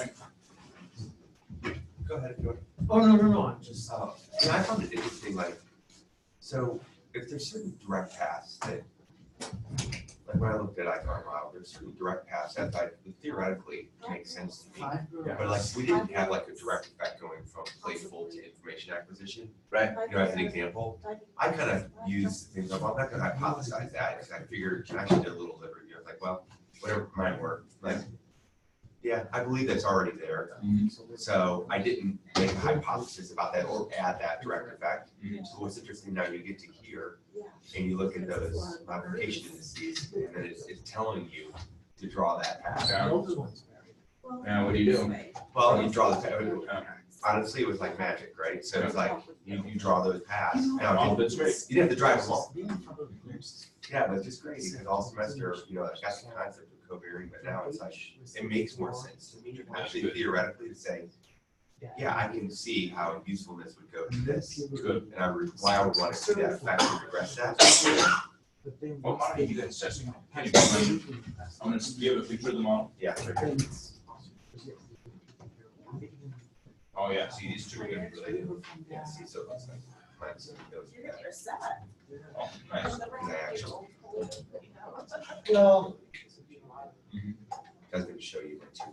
I do that entire last night, the entire second day, last night of last year. I tweaked every single iteration that I could on the breaking the model, because I just wanted to see, right? And I couldn't get like one of the lows, or 1, 3 to move. Like all the other ones are A, but that would not move, and then there was a statistical significance. I said, okay, well, You just delete that. I got, no, I tried that, it didn't work. No, so I just wanted to social desirability out and use it that way. This model should work. By testing, I know it works, but I think the trickiness, these won't have to be related, so that's good. Maybe, actually. Yeah, it's right there. Yeah, okay. That was One thing, playfulness, it's over here. I bet these two have to be related. Yeah, see, it's right there, it came in right there. Not this to this. No. Which makes sense to me, right? And not that to that, which makes So how many sense. degrees of freedom do you have? 4. Ooh, just borderline right there. Now, but what I do though is I've got all these regressed, all the, because I thought, well, yeah, I can see logic, especially because it wasn't age, not anxiety, to decision quality, really anxious, then my decision quality more, and this is such a bear the whole time. Yeah. So I just, but if I want to decrease now, decrease those and check model effect, actually. Yeah, unless theoretically they should be there. It makes sense to me to be there. If they make sense to be there, keep them, even if they're not significant. Yeah, because then model effect with that is like excellent down the line. Oh, good. Now, really what's interesting though is if you have your CMIN over DF at like a little over 3, you're still, it's like 3.3. You're still good. It still shows excellent on that. That fair to say? Yeah, I don't even use the CMIN over DF anymore. You don't? It's an old measure. No, and then hey, in your plugin, Someone asked us to put GFI in. Yeah, I intentionally excluded it. I know you did, so. Because it's an old measure that's unreliable. So with that, if we use our tables, we need to go back to each one of those and find the GFI for each one of those model fits? Not if I'm grading you. Well, I don't know. Are you grading me? I can tell you. Okay. I don't know. I can tell you. Oh, let me, talk to me once I stop recording. Okay. No. Still Yeah. not fair. Still not fair. But that's why there are 2 graders. Yeah, but they're the same student. But to me, if it doesn't make sense, I mean, if it's an I old, have the same student. if it's an old measure, then, I mean, I go get it. Yeah. You can add it. It's not going to hurt to add it. But I wouldn't change your model based on it. The other thing I was wondering was on then the overall model fit table, like, for multiple models. We haven't had to do that at this point, but once you get to the bottom of the structural equation model, that's where we could put a multiple model fit. Yeah. Not necessarily from the EFA or the CFA, but just in this. Just for the causal model. Yeah. And we'll talk about that, how, where and which to report, like which models to report model fit for. Did you have to report it multiple times? We have a couple still missing. We'll wait. I have a question. Yeah. It seems like a lot of what we're doing is just like, I don't know, we're trying to find the best model, right? We're trying to test our model. Yeah. But as part of it, we need to make sure our model is a sufficient model. Is there a way to falsify your model? Oh, yeah. Yeah, because that's the thing that I feel like, if we're doing scientific inquiry, I feel like a lot of, especially the social sciences, it's all about positive, supported hypotheses and yeah, big, like that, right? strong p-values. But what if you develop a model and you've never gone in and tried to break it and see what happens, So that's the point of model fit, is to show that the way you've organized and related the variables is an adequate way to do it. Model fit prevents the validation of bad models. Does that make sense? Because if your model does fit, then it is a good representation of the relationships. Alternatively, we could rearrange these variables and their arrows and probably still achieve good model fit. And it would be another good way to represent this. So that's what I'm saying is that, because I mean, you publish it, and a lot of times I've seen this, put their models up there, this is what we saw the data, this is our model of it, you can rearrange it some other way. So theory is critical. So that's why you can't just report statistics. You've got to come up with a theory for why. Why should there be a relationship between playfulness and information acquisition? Yeah. Because if you don't have a good reason why, then your statistics are meaningless. It doesn't matter. What if I have a couple variables that predict this one variable 99% of the time? Yeah. But it's like eating cake, drowning in a pool. Something ridiculous like that. But it predicts spurious correlation. But it predicts it extremely well. Yeah.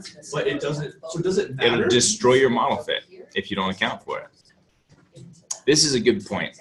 Let's talk about this when everybody gets back, because this is one of the rare exceptions where you would covary error terms.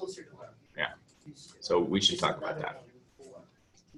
And also talk about if, let's say, we did have the social desirability bias. Yeah. And we added to the model. Yeah. You can just go ahead and. Oh, let's talk about that. Let's talk about that. To everything. You got to be connected to everything. Yeah. Okay, let's get started again. There were a couple really good questions and comments during the break. Okay, and we'll talk to Judy too. The first, what if, let's pretend for a moment. In fact, we don't even have to pretend. I can just type it in here. This is, let's see, eating cake. And this is eating cake, so true. This is decision quality. That's good, just like that. What if, resize these. What if our modification indices said eating cake and decision quality are so strongly related? There's a massive relationship there. You have to account for it, or else your model fit's going to be poor. And we're like, well, eating cake has nothing to do with decision quality. Probably a bad example, because I bet it does have something to do with decision quality. Yes. You know, the colleagues in neurophysiology are doing all this stuff of research. All right, let me change it. Dopamines and the dopamines have to do with decision. All right, let's see. What's something that's totally unrelated to, how about number of Watching paint dry. cats? See that? I could see a relationship there too, though. Hey, oh man. How about political affiliation? No. But it has to be variance. Yeah. Color of shirt you're wearing. How about that? Color, clothes. Okay. Now there's no relationship. Guaranteed. There's no relationship between the color clothes you're wearing. Don't even bring it up. Okay. And decision. Dang it. People. So, okay. So, ladies and gentlemen, we're clearly in a room full of scholars. Scholars can come up with a theory for anything. I had an advisor. I would run statistics and stuff, and I'd say, hey, there's a relationship here that we're not accounting for. This is true, so I'm not just making this up. This happened, specific paper I'm thinking about. And I said, this doesn't make any sense. Why would these variables be related? He says, no. This makes perfect sense. I should have thought of this before. And he'd come up with a relationship. And then I'd rerun the analysis and be like, oh, I'm sorry, I was wrong. There's no relationship there. It was between these two variables. Oh, you know what? That makes even more sense. And here's why. And he'd pull out citations and be like, based on this theory back in 1976, this relationship makes perfect sense. Yeah. And you are all scholars, you will, and human, we will always seek for rational explanations for phenomenon we observe. So, what is the value of theory? Anyway, what we were saying was, sorry, we got distracted. Let's say there is some relationship being implied by the modification indices, and you're like, there's no way these are theoretically related at all. What do? I don't have model fit unless I connect them. If they truly have no rational theoretical relationship, I would not draw a regression line. I would, in this very rare circumstance, covary their error terms, because you are accounting for a systematic correlation that is not theoretically sound. It's a statistical anomaly. The whole strangulation in bed sheets and Nicolas Cage movie thing. Now, how could you support that theoretically? Is there some citation that could support you in that? There actually is. There are a couple. And I'll show you quickly. Let's see. Where'd my... No. All right. Not that. This. James, when you actually report those things? Do you report when you add regression lines or covariate error terms? When you show your model fit, do you report them based on saying, hey, I add the regression lines because there's theoretical basis for that? Anytime you add or take away from your model, you need to, from your original theorized model, you need to explain what you did and why. Okay. I have a question, please. Yes.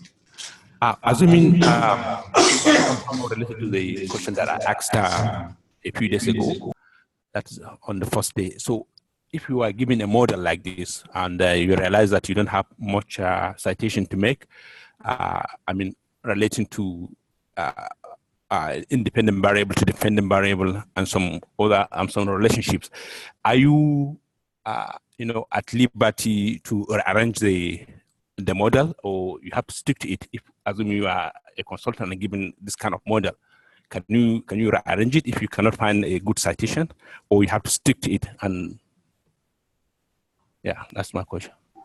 If I understood your question correctly, and I'm not sure I did, okay. But I think you're asking if you don't have a strong theory for testing, do you need a strong theory when you change the model?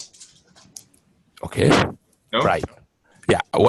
Can I rearrange the model, or I have to stick it and find citation to support the hypothesis, or I can look at it and use my discretion and rearrange the model itself?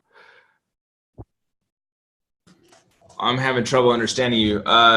Anytime you change the model, you need to explain yourself and your rationale, your logic behind why you changed it. If you're adding paths to the model that didn't exist before, you should add some explanation of theory there. Now, if you find citations on it, fabulous, but if you just have logic for it, that should be good enough. Okay. All right. Thank you. Cool. Chat and then Larry and Judy had questions also. I would think the logic is more important to the citation than the citation. Exactly. Yeah, logic's really important. Larry said, what was your... What if you had social desirability bias? Oh, yeah, thank you. What do you do when you got social desirability bias as a control variable? Right here with these controls, I just connected to them the ones that I thought were theoretically connected to. But if you have social desirability bias or some marker variable being brought into your causal model as a control, you connect it to everything. Everything. Even the error term? No, you connected every variable. Yeah. So I'd have regression lines to all endogenous variables, and I'd have covariance lines between every exogenous variable. Everything. And do you also connect it to the other controls? Yes, and you would connect it to the other control variables if you want. It's actually less critical because these were not perceptual. But if you had perceptual ones that were in your measurement model, then you definitely connect it to them. There is actually a small exception. Hey, Amir. There's a small exception here. If you want, close your ears if you don't want to hear this. Let's say you detect method bias, but it's only affecting one latent factor, like anxiety. You would only have to control for its effects on anxiety. So in our model, we would just covariate with anxiety and be done. And how do you cite that? How do you cite that? Say, it's logic, stupid. Like, write that in there. And then cite James or something like that. I don't know who you'd cite on that. Put that in there and see what happens. See what happens. Or just go to the default hair. Yeah, just go to hair. They're not going to question that. You're going to search for stupid. Maybe. All right. I'm just going to throw stuff in there to see if people actually are reading it. They're definitely reading it. Just, yeah, watch yourself. Okay.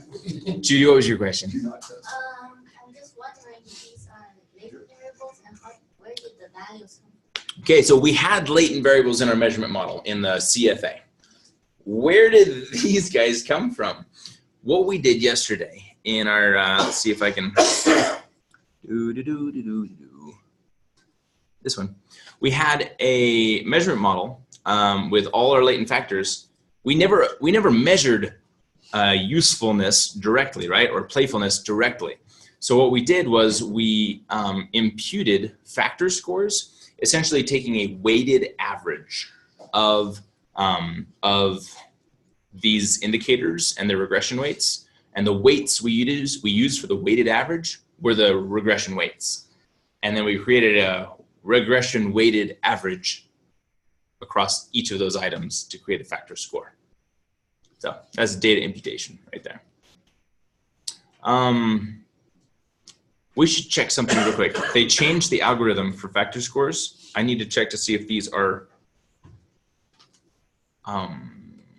standardized real quick.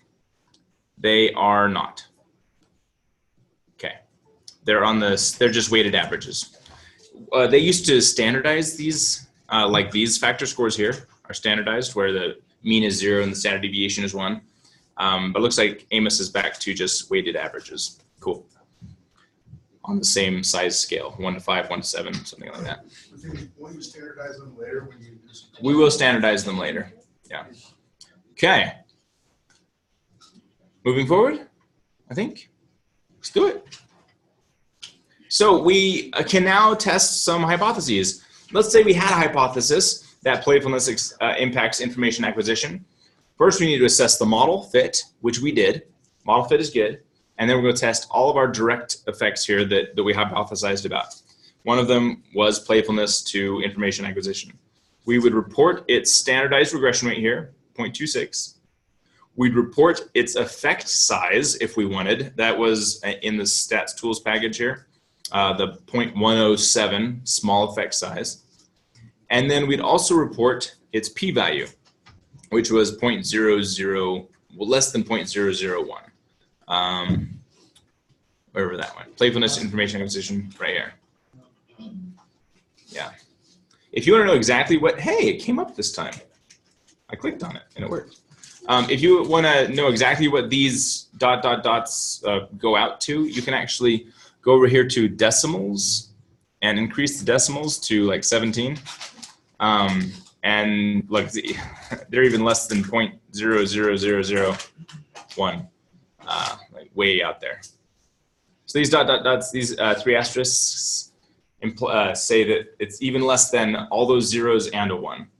So it's really, really small. Anyway, go back to 3. Okay. So we could say we have support for that hypothesis, assuming that was our hypothesis that there was a positive effect.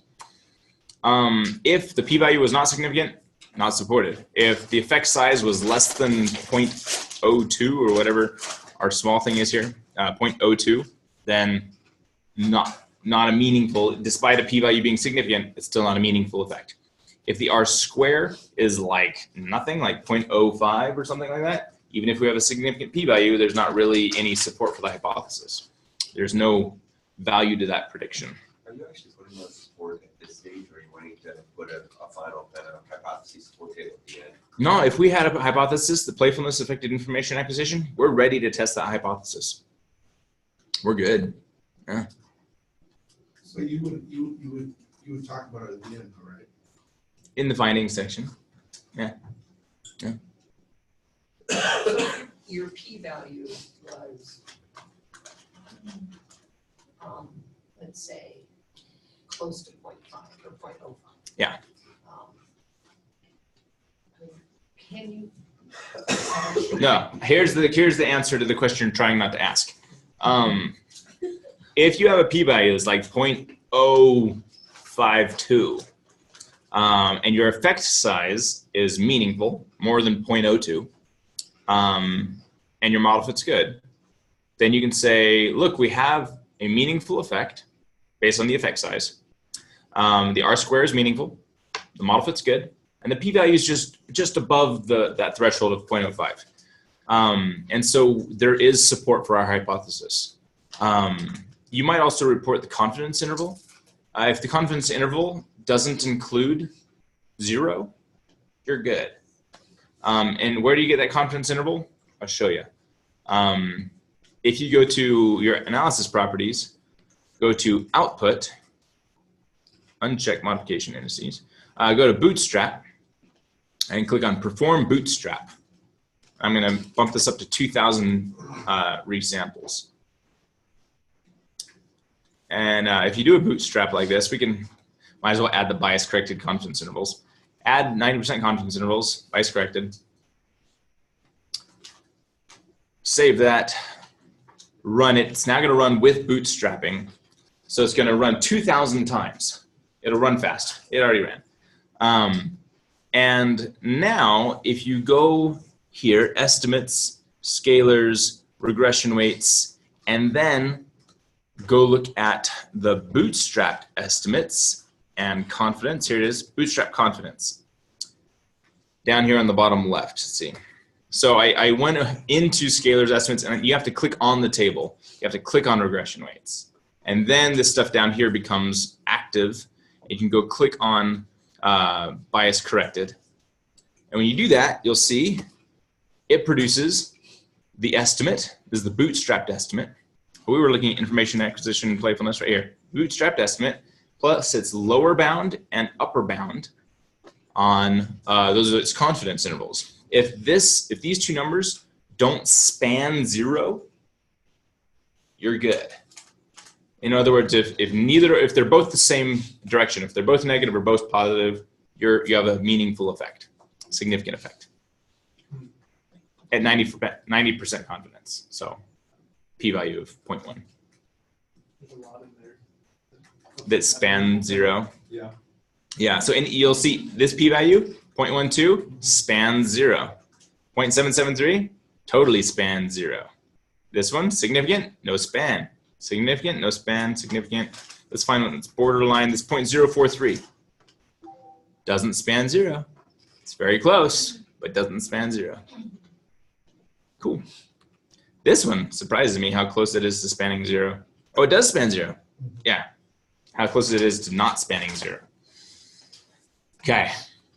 That's supporting just a direct effect. We haven't done mediation, moderation, multigroup, or anything like that yet. Okay. Let's do some mediation. Let's say we have a mediation hypothesis that playfulness affects information acquisition through usefulness. That's our hypothesis. How do we test it? What you do, oh, I have a tool for this. I have a cool new tool for this. You can test all, let me show you this the other way first. You can, sorry, I get really excited about statistics. If you go to analysis properties, do a bootstrap, but also in the output tab, click on indirect, direct, and total effects. This top right one. That's going to create an estimate for the indirect effect. But I'm going to show you how it's flawed and why we had to create a new plugin for it. We ran it, right? It ran the bootstrap. And if you go to estimates matrices, there's a new thing in here called matrices. It produces the total effects and direct effects and indirect effects. So these are the standardized indirect effects. And if we go down here, we can click on their p-values. These are the p-values for the standardized indirect effects. Oh, it's actually giving me everything. It's giving me the indirect effect and its two-tailed significance. So we were talking about playfulness on information acquisition. It has a p-value of 0.001. There's a significant mediated effect here. The problem, though, is this is an aggregate of all indirect effects simultaneously between playfulness and information acquisition. Let's see how many there are. Playfulness affects information acquisition through usefulness, also through comp use. And that's it, just those two. Yeah, just those two. So this is a combination of both. But I want to know separately, just usefulness, not usefulness and comp use. I never noticed that. Oops, that says usex. Uh-oh. Comp use. Yikes. Sorry. Okay. Been violating your eyeballs for a whole day. Okay. Here we go. I guarantee if it was all sophomores in here, they would have caught that way faster. It's enjoyable for us. Gotta get you thrills somehow. Here we go. So there's a new tool that will allow you to estimate every possible specific indirect effect simultaneously, or actually sequentially. And it looks like this. In the folder, estimands and plugins, there's an estimand you need, which is the specific indirect effects estimand.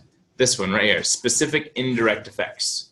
You need to put this somewhere. Doesn't need to be in your plugins folder. Just put it somewhere easily accessible. It can be anywhere. But then you also need the plugin. Hopefully you just brought all the plugins over, but the plugin we'll be using is called Indirect Effects, this one here. That has to be in your plugins folder, has to be unblocked, just like the other plugins. So if we have that, we have to have the other. You cannot use the Indirect Effects plugin without the estimand. They go together. The estimand is in the estimands folder, and it's the last one called Specific Indirect Effects. And again, you can just put that anywhere. It doesn't have to be in your plugins folder. It probably shouldn't be in your plugins folder, because that's a hidden folder. Anywhere on your computer, anywhere at all. Really? Even download. Downloads folder. Yeah, stick it there. USB is okay. Or on a USB. Yep. Anywhere accessible. Showing it as an audio file? It should show it as an audio file because it doesn't understand what is an estimand VB file. Oh. Yeah. But that's okay if it shows it as an audio file. And it does not matter where we put Doesn't matter where you put it. But you have to unlock. You have to does that one get blocked? If it's blocked, unblock it. The DLL will get blocked probably, the plugin. But once you have those, what you can do is down here at the very bottom, you'll see it says, oh, not estimating any user-defined estimand. And people email me and ask if that's an error. That's not an error, that's the default status. So you can add an estimand. That is, I want to estimate something that AMOS doesn't estimate naturally by default. So you can actually write the code for new estimands if you feel so inclined. We're going to go select an estimand. That is, come on, there we go. Select estimand, go select wherever you had it. Mine is right here. Go find that specific indirect effects estimand and hit open. And if you did it correctly, it'll show here that it's estimating specific indirect effects. Nothing happens. The estimand? Right, to tell it. Oh, click on not estimating. And then you go select the estimand. Do you need the other estimates as well? Nah, we won't be using the other estimands. But the specific Probably, yeah, just the specific indirect effects. But once you have that and you have the plugin in place, if you go click on, yep. So what is an estimand in the first place? Estimand is an estimation of a measure that is not estimated by default by AMOS. So it's extra information that AMOS isn't producing. So AMOS doesn't produce specific indirect effects. So I had to write some code to do it for us. Actually, John wrote the code, I wrote the estimand. Okay, it is called indirect effects, this plugin right here, indirect effects. If you click on this, don't do this in your latent models. If you're doing a latent causal model, I strongly recommend not using this because it runs a bunch of permutations. Watch what happens. Proceed. Wait for it. Explode. It's thinking. What it's doing is it's producing every possible indirect effect and a confidence interval around it and a p-value and its standard error and all that stuff. And it's going and finding its standardized effect and pulling that over as well, I think. And then it'll produce an HTML table to show you the results. Did you do the bootstrapping part first? Yeah, you do need to do bootstrapping. If you don't select that, the program actually selects it for you. Okay. Yeah. Mine didn't work. Did it just take time or did it crash? It's just, well, it's It still just- spinning moment. It should still Didn't have spin. anything. It's just my indirect effect path. Oh, did you select the estimand? I select estimating playing around is what it's saying right now. Yeah, you don't want to estimate playing around. You want to estimate specific indirect effects. Yeah, it worked. So you chose the wrong estimate. I grabbed the wrong estimate. Yeah. Which one was it again? Sorry. Specific indirect effects. So this worked. Wow. This is way better than doing it one at a time, like manually. Hooray! Are you also bootstrapping it? I am bootstrapping it. So here's what happens. It produces a table with all possible indirect effects in that left column. These are all the possible specific indirect effects in your model. And their unstandardized effect with their upper and lower bounds, 90% confidence level, their p-value and their standardized estimate and an indication of whether that's significant. So playfulness through comp use to information acquisition is right here. Is there significant effect? No, even though we observed there was in the other approach. In fact, it goes through playfulness to usefulness to information acquisition. That mediation is significant. Yeah. Okay, is it okay to have all the estimates loaded on my computer just for the heck of it? Yeah.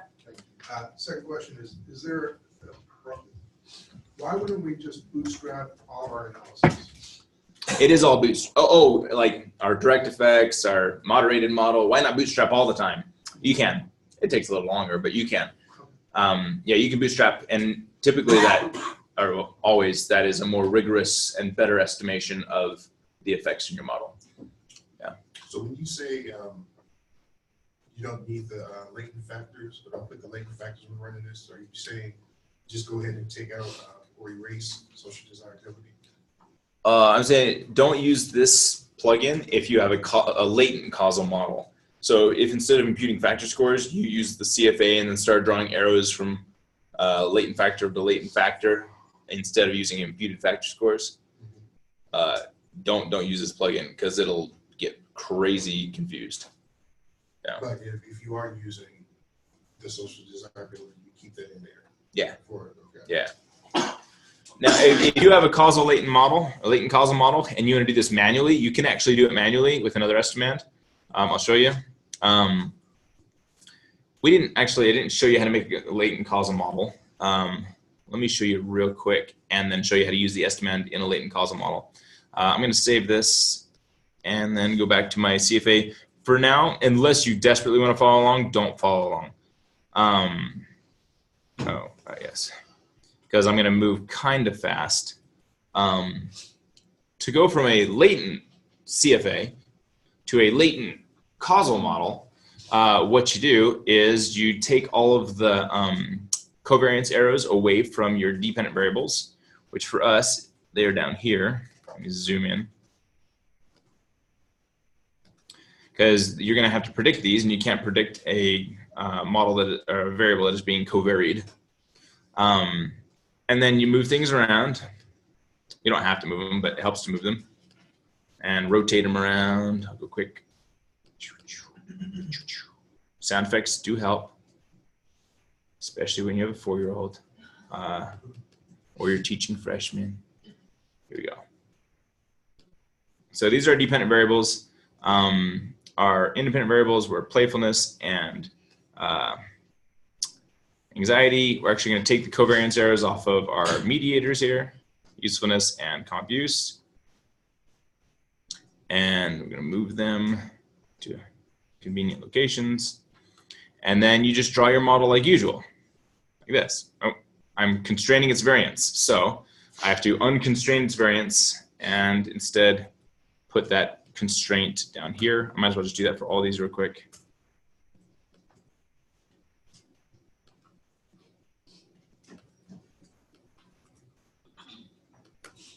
Okay. Anything that's being predicted can't have its variance constrained because you got to be able to predict that. You have to estimate that variance. So draw these arrows just like before.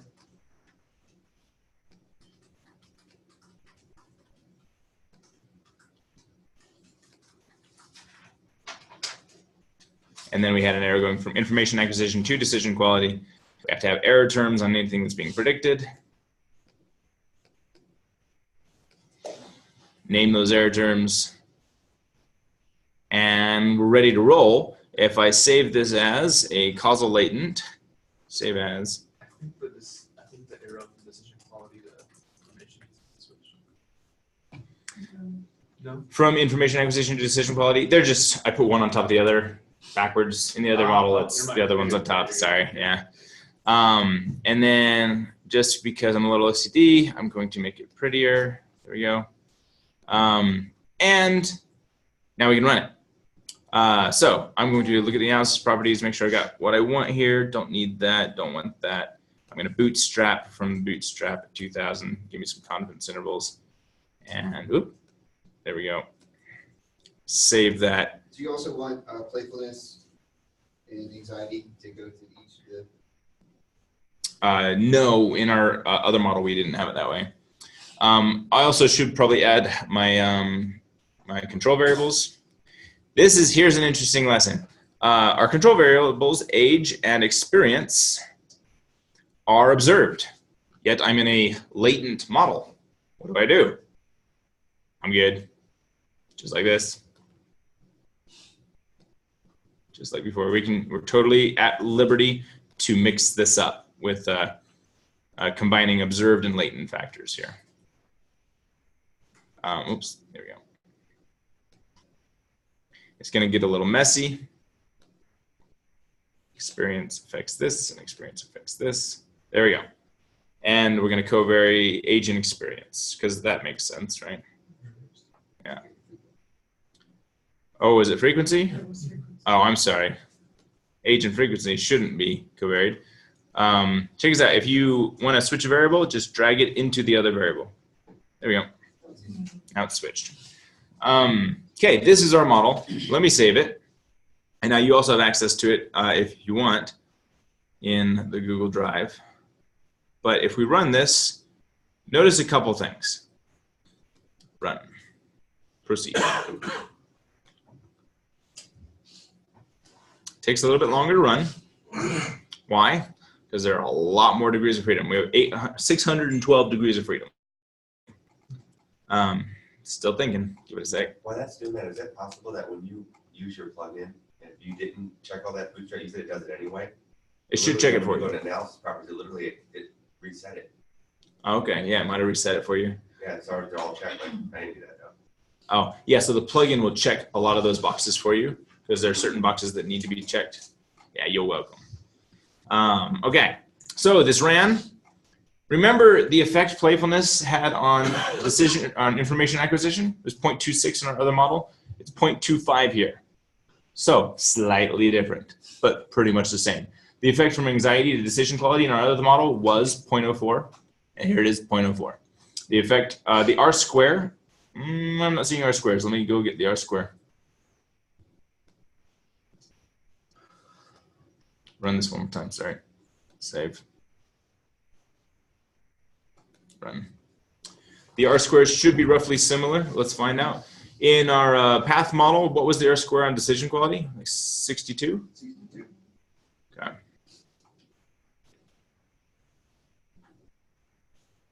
Come on. Come on. Here we go. And in here, it's 53. A little different. Still strong, not like substantially different.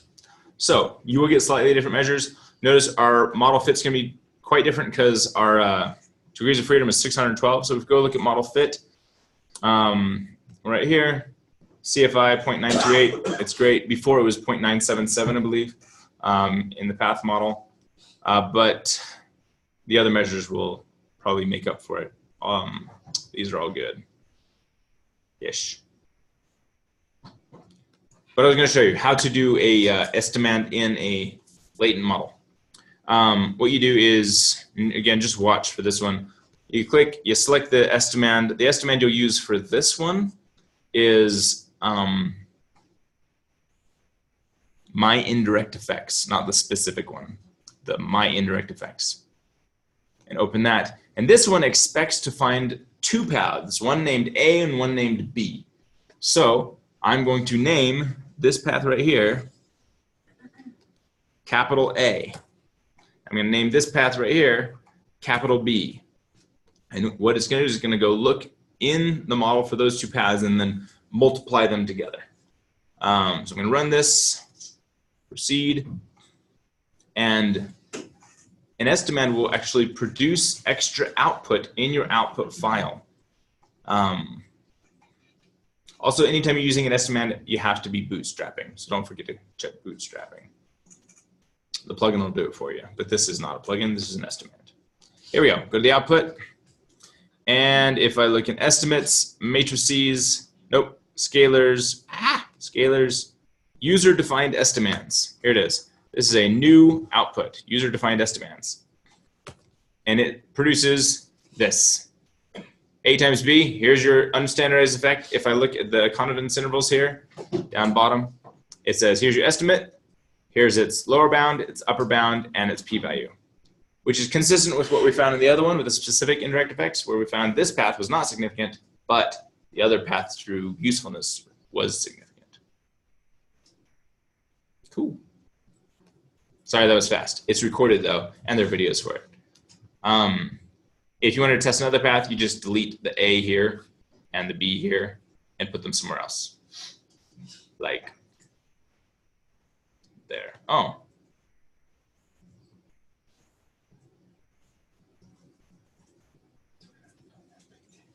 I missing 2 arrows? Should I have arrows from anxiety to comp use? That's what you were saying? I'm sorry, I thought you were saying something else. I'm so sorry. Oh, I should never doubt you. Sorry. I bet this will change our decision quality, R squared. Oh, it's gonna blow up because it's not finding A and B. Might still work, we'll find out.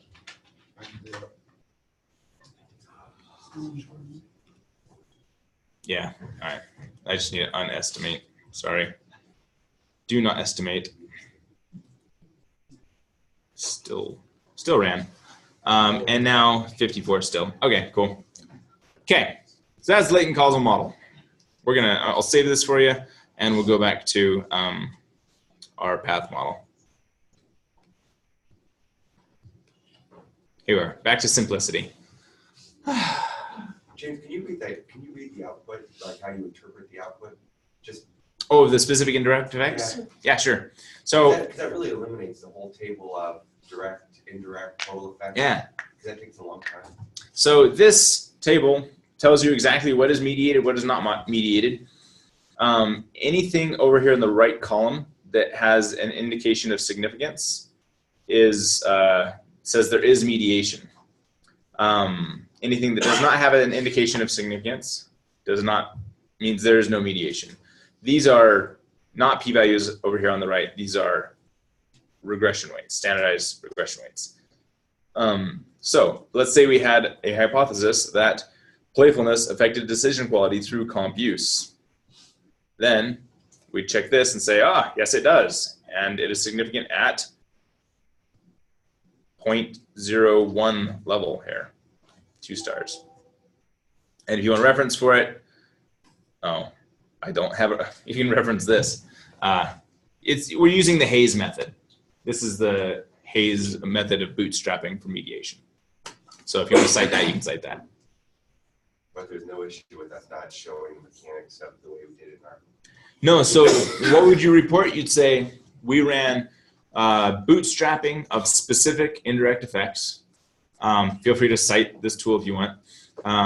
In order to identify unique indirect effects for every mediation possible. And we found the following. But if you only want to report the ones you hypothesized, just report the ones you hypothesized. Yeah. You don't have to do any of them. Yeah. Even though it produces all of them. Okay. You're welcome. Wow. This was a fun one to make. John and I slaved over this one. Like really, it took some thinking. Thank you. You're welcome. It's mostly John. Yeah. I just advised. He's still around or He's in Arkansas at a startup right now, but he's coming back. I get him this fall. This fall, he's committed to me to make an EFA plugin. It's the holy grail I've been waiting for. It's the decision tree iterative permutations of EFAs. So you just throw in your variables and say some constraints, and it runs the EFA over and over and over. It takes away and replaces items, and it finds groupings and it says, here are the 5 solutions we think are best. Here's a 7-factor model, an 8-factor model, a 9-factor model. Here's the one where we removed decision quality 8 and 9, but here's the one where we kept it. And it has a history of the EFAs it resolved on. And then you get to select which one you like. We don't know if it's possible. I have it all in my head. I know how to do it logically. Now we just got to transfer that into code. But that's his job this fall. I'm so excited. So what's which language you code? Python. It'll be in Python. Yeah. Python's the way to go with statistics these days.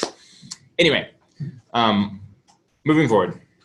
But I'm so excited for that. It'd be so cool if it worked. That would save countless hours, millions of hours globally a year. What do you mean the more than cross? And then I'm going to make stuff for M+. Yeah. Before cross. Okay. Inside joke. So we've tested mediation. Now let's test moderation. Before we do interactions, let's do multigroup. So we had multigroup hypotheses that this model would be affected by gender. So to do that, I want to do interaction first. We're going to do interaction first. I'm going to save this as as a new model, save as interaction, path interaction. And we're gonna create the interactions. To create an interaction, you may recall from the slides, you have to multiply the moderator by the independent variable. But before you do that, you have to standardize those variables. Here's why. If I were to add, it'd be easier if I showed you here we go. If I were to, in this model, if I were to add autonomy and autonomy times experience and experience, these will be multicollinear because I have a predictor here, autonomy, and I have a predictor that includes autonomy. So these will, by nature, explain some overlapping variance in the dependent variable. By standardizing them, I'll actually get the same regression weights, but I'll remove the multicollinearity. It's this magic that I actually emailed Joe Hare about this when I was second year doctoral student. I said, this is voodoo statistics. I don't understand how this works. And he emailed me back lengthy emails. It was great. And I said, yeah, I still don't understand, but thank you. Yeah. Do you have to standardize everything in the model? No, you do not have to standardize everything. You only have to standardize the constituent variables, like in this case, autonomy and experience. Not job satisfaction. Not job satisfaction. In fact, when you're done, you don't even have to include the standardized autonomy experience, just the interaction term. Yeah. Interaction is the same as moderation? Yeah, interaction is a form of moderation. So is multigroup. Anything that changes the nature of a relationship that already exists is a moderator. Should you just standardize anyway, since you're gonna need to do it later on? If you standardize everything, it'll have you'll have all the same regression weights anyway. It doesn't change the regression weights. So feel free to standardize them or don't standardize them. It'll have the same regression weights. So let's go standardize. In our bootcamp 2018 LBS, I should warn you, if you didn't do a CFA and you're just doing the EFA and producing factor scores, don't standardize the factor scores because those factor scores are standardized and you don't want to standardize the standardized variable because that'll mess things up terribly. But for us, we did the CFA, we imputed factor scores that are just weighted averages, so we can standardize these. The way you do that, in SPSS, go to Analyze, Descriptive, Descriptives. And inside this menu, there is an option right here to save standardized values as new variables. So that's what we're going to do. We're going to check that box, and we're only going to pull over experience. Was it experience? Yeah, experience, playfulness, and anxiety. Just those three. So playfulness, anxiety, pull those over, and experience. Let's find it. There it is, experience, just above gender. There we go. It is saving standardized variables. Hit OK. And you now have Z playful, Z anxiety, and Z experience. Those are standardized. They're Z scores. You'll notice if I were to, don't do this with me, but if I were to run descriptive statistics on these, that the mean and standard deviation would be 0 and 1. So check this out. Here's the mean and standard deviation of the Z-scores. Mean is 0, standard deviation is 1. So it just normalizes them across 0. Again, we're doing this to remove multicollinearity issues. Now we need to multiply the moderator by the independent variable. You can do that in Excel or you can do it here. I'll just do it here. Go to Transform Compute. It's the first option there. And then we'll call this play times experience. There can't be any spaces in that name. And we'll double click playfulness, Z playfulness. Oh, I saved standardized again. Whoops, I double standard. Oh well. Z playfulness times Z experience and hit OK. That produces a new variable, We're gonna do that just one more time, and it'd be, instead of playfulness times experience, it'd be anxiety times experience. Anxiety times experience, and get rid of playful here, and replace it with anxiety. Z, anxiety. And hit OK. And so we should have two new variables at the very end here. Play times experience and anxiety times experience. And now we can use these in our interactions. But first, save the data. I've just saved it if you want to use this data set. And then go back to AMOS and relink the data. File name. Let's see. Data, this one. You have to relink the data so it recognizes the new changes. You also have to save the data set before you relink the data. Okay, we're ready to stick in our interactions. If you go to the white stacky thingy, go down, here it is, play times experience. I also have anxiety times experience. I'm going to run these separately. I'm going to do one at a time. Here's why. Interactions tend to be weak, and including another variable that could have the some overlapping explanation of variance is only going to further weaken the interaction effect. So I'm going to do one interaction at a time. Oh, I also have to bring in experience. Sorry. Bring in experience, or Z experience if you want. They'll have the exact same effect. Change it to change that estimating specific indirect effects in the bottom. Yeah, I better get rid of that. Thank you. I'm glad you caught that because I wasn't going to catch it. I was going to run it with that there.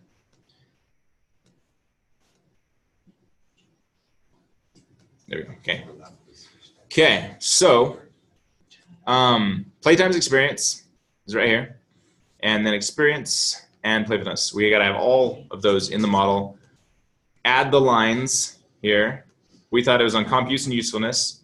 Experience will go to comp use and usefulness. We'll covary all of these.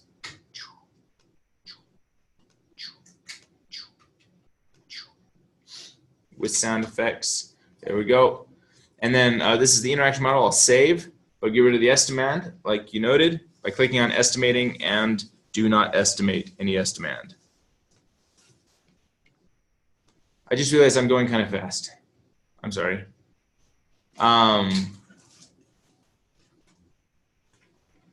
Let me know if you want me to repeat any steps. Okay. Okay, it's being recorded. Sorry, sometimes I kind of lost. Sorry. Can you repeat the last steps? Yeah, I can repeat some steps here. How far back should I go? Just when you try to connect the arrows from play, multiply experience, and experience to the other ones. Oh, easy peasy. Okay, that's, yeah. So you already brought the variables into the model? Yes. You're fast. Wow. Okay. Then you just add regression weights between these two new ones to the usefulness and comp use, these two variables. Because that's what we theorized would have a moderating effect. And then I covaried all exogenous variables here. One way you can do that is with the plugin. It's way easier, way faster. If I got rid of all these things that I added, check this out. There's a plugin that'll covary all of selected variables. Plugins, draw covariances. Oh yeah, that's cool. Anyway, so just covary all exogenous variables and then regress between your mediators and your two new variables here. Great, thank you. Yeah, you're welcome.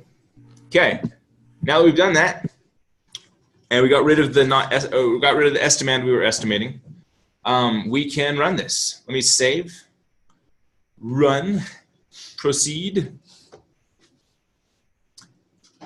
Before we do anything after running it, we have to check model fit, because who cares what our interactions are if our model fit's bad.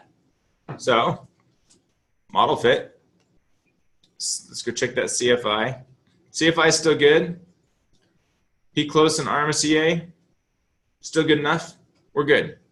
So now we can go check the regression effects up here in our regression weights table.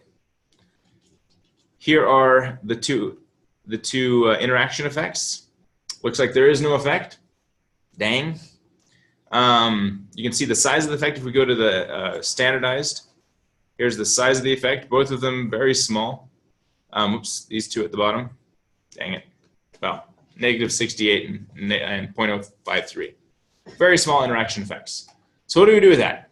If they were borderline, I'd say we better plot those and see if there's anything really going on. But these are like not even borderline. There's nothing going on here. So I'm going to get rid of them. And I'll try the other one. Instead of deleting this and having to redraw the arrows, just pull the other interaction into the interaction that's there. So this play and experience, we're going to use anxiety and experience. Where'd you go? Where'd you go? Oh, down here, anxiety and experience. I'm going to pull this into play and experience. Now it's set, ready to go to run the other one. Run it. Proceed. Check model fit. Model fit's still good. No real change. Looks good. Look at the estimates. Anxiety and experience. Hey, there's a borderline one there. Look, 0.106. I'm going to plot that. That's borderline. So how do I plot it? We go over to the interaction plotter in the stats tools package, which I just updated last night. It now has regression equations on the lines because somebody asked for it. So what you do, you add your variables here. So our independent variable in this case was anxiety. Anxiety. Our moderator is experience. And our dependent variable in this case is usefulness. Usefulness. And then the effect from the unstandardized effect from the independent variable, that's anxiety, to usefulness is anxiety to usefulness, -0.033. Wow, that is really small. -0.033. The moderator's effect, that is experience to usefulness. Here's experience to usefulness, -0.008. It's like nothing going on here. -0.008. And then the interaction effect was anxiety here, -0.079. -0.079. Yeah. There's not a lot going on here. There's a little bit of crisscross. So how do we interpret this? Well, the low experience, for the low end of the moderator, those with the low experience, it's the blue line. Those with high experience, it's the red line. And what it says is the effect from anxiety to usefulness is moderately positive for those with low experience and moderately negative for those with high experience, which doesn't make a lot of sense. In fact, it says experience strengthens the negative relationship between anxiety and usefulness, which you would think, I don't think that makes a lot of sense. Or maybe you use it more, but you still hate it, so you have more anxiety, right? I don't know. It's like when you force people to do things they hate. Can you write, you had negotiable? Yeah, so what I would really write here is I'd report this plot, and I'd report the p-value and the estimate. And then I'd say, but the p-value is like, it's above 0.1. It's not even just above 0.05. It's above 0.1. So there's not a lot going on here. Yeah. Is it equally as valid just to say, since it was above 0.1, then? Yes, but what I would do if you have a borderline effect, I strongly recommend including an effect size estimation. So right now with, come on, give me an up arrow. There we go. With the interaction here, the R square is 0.2. Let's go look at, we didn't even look at these ones. Wonder if there are effects here. I'm sorry. Wait up. No, we looked at them. Okay, never mind. Okay. 0.2. Go to the effect size calculator here. Effect size. Put in 0.2. And then exclude it. delete from anxiety experience to usefulness, and run it. Proceed. Up arrow, 0.19, 0.19. And you say, look, not only was it not significant, but there was no effect. The F squared was 0.01. So there really is nothing going on here. If I had a borderline one and the effect size was large, but the p-value is still non-significant, I would say, actually, there is an effect. There's something going on. It's just nominal. Yeah. Just a couple of steps back, if you could put up the causal. You didn't covary the interaction term nor the moderator to the controls. I didn't even think about it. But model fit was good enough, so we're good. Yeah. Yeah. Okay, that's interaction. 15 minutes, we do multi-group. And that's it. That's it. That concludes our non-smart PLS stuff. So, multi-group. What you do? First off, get rid of your interaction. No longer part of this model. We're not testing multi-group and interaction at the same time. We're doing moderated moderation. But if you want to do moderated moderation, that's how you do it. Leave the interaction in, then throw in a multi-group. Okay, here's our model. I'm actually going to go back to the path model so I don't save over this one.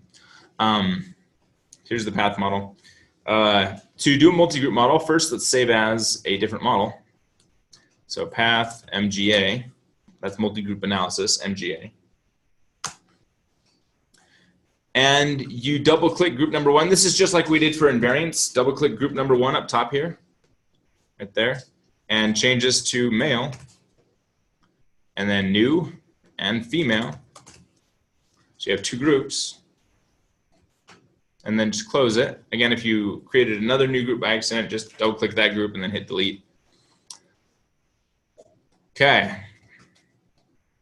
And now we can do this several different ways. I have a tool for this. I have a tool that'll do this for us. I forgot about that one. It's an estimand. No, it's a plugin. Let me unestimate this. Do not estimate. First off, we gotta go get the data. Sorry, I'm getting ahead of myself. Go get the data. We already have data for the male group. Go get data for the female group. And make sure you select a grouping variable. For us, it's gender.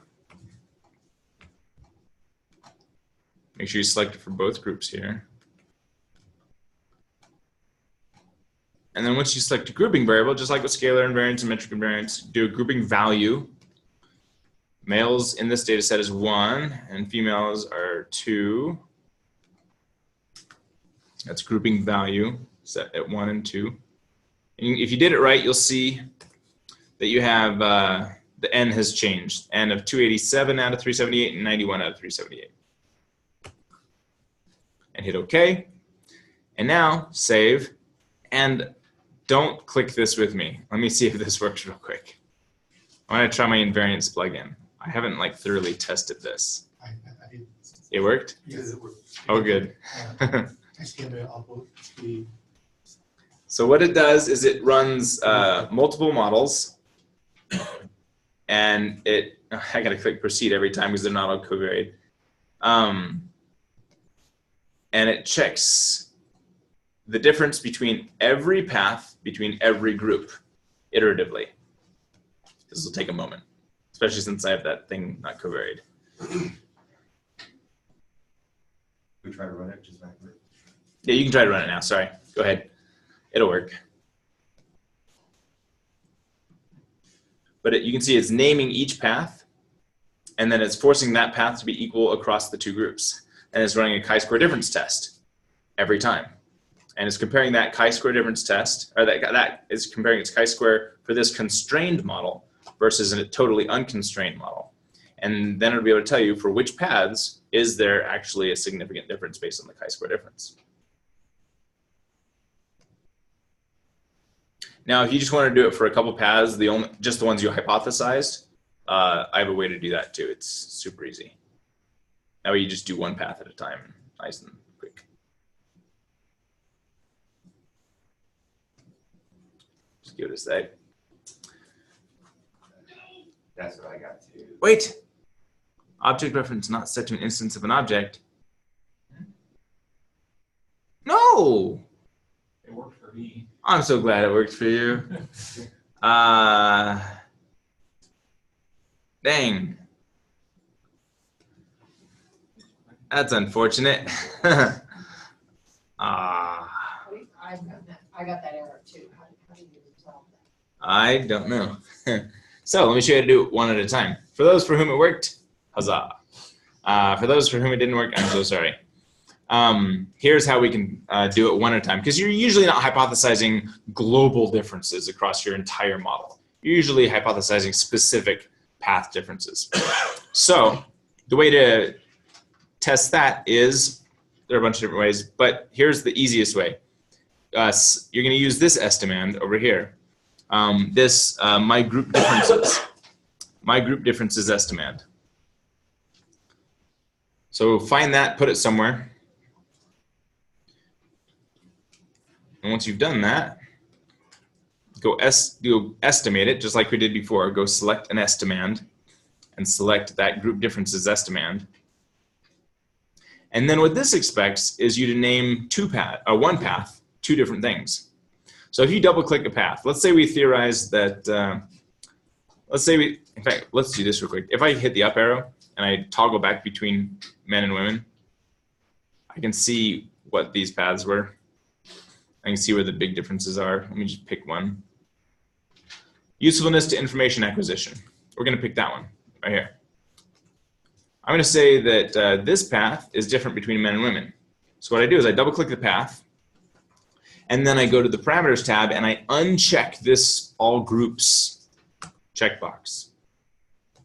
And I name this path whatever I want. I'm going to name it A. In fact, the estimand's looking for A and B, so we use A and B. But then, once I've named A, I'm going to switch over to the other group over here and name it B.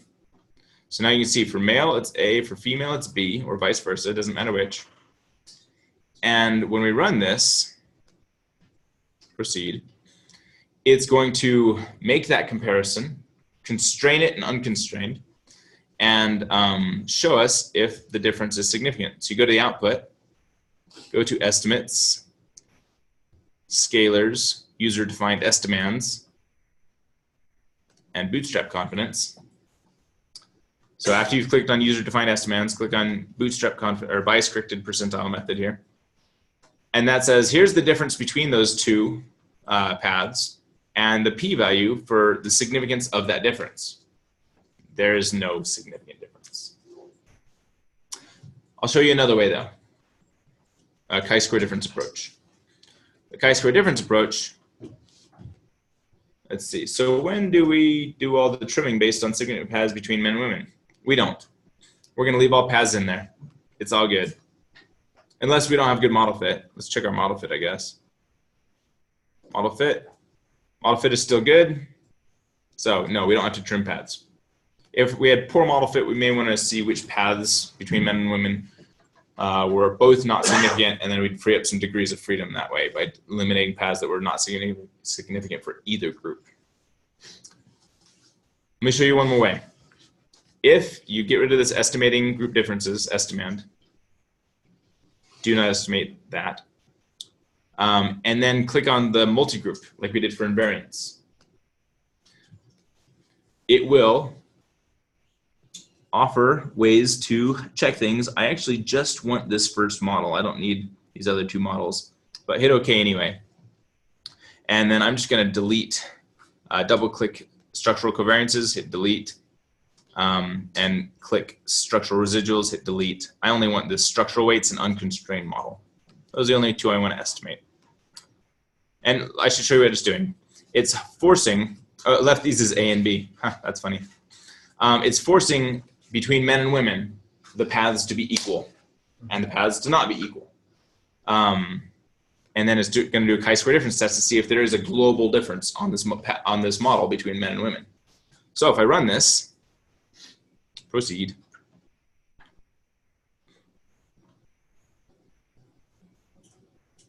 And go to the output, just like for scalar invariance, We go to the estimates, matrices, nope, sorry, scalars, and nope, I'm sorry, model comparison. That's what I was looking for, my bad. Model comparison. Go look at the model comparison under model fit and go see this p-value. This p-value says whether the unconstrained and constrained models are different. The answer is no. There is no difference in this model between men and women. At this point, you can say, well, what if there's a difference on one path? And the answer is, well, if there aren't differences at the model level, there probably aren't differences on the path. Also, the model level is the global test you have to sort of run through before you hit a local test of path differences. So even if you reported a path difference, some reviewers may say, well, but you didn't have model level differences, so your path differences are moot. It's a moot point. Would it be best to run this one first? You could run this one first before you do the estimand thingy. Yeah. So what would I report? I would report, well, our model, our multi-group moderator was impotent, no effect, no difference, done. What if I still wanted to test path differences? Or what if this was significant and I want to find out where it was significant? Here's what I would do. To find out where it was significant, I would go to these estimates here, the regression weights, and I'd copy out the table for male and for female into Excel so that I could compare where the biggest differences were. So that's for the male group. I'd switch, go to female, copy, and female. And then I'd make a delta here equals absolute difference between this estimate and this estimate to find out where the biggest differences were. And it turns out, top bottom rules, let's not do the top 10 items, let's do the top 3 items. Here are the biggest differences on the effect from usefulness, information acquisition, comp use to decision quality, and information acquisition to decision quality. Where the biggest difference is this one. So I'm going to test this one. If this one's not different, it is very unlikely any of them are different. So this was path, oh, we already tested this one, path A and B. So let's go change this in the output. What we're going to do is we're going to go to this structural weights model. And here's A and B. We're going to only constrain that. And then we'll do a chi-square difference test. The alternative, you can actually not constrain that, leave that one free. Just how you read the p-value changes. So get rid of this one and all of these. And so now the only constraint is this path. If we force these to be equal, and we do a chi-square difference test between the unconstrained and forced to be equal path model, then our test is, are they the same? If the p-value is significant, then obviously they are not the same and we have an unnatural constraint. And there is moderation going on. So I run this, proceed.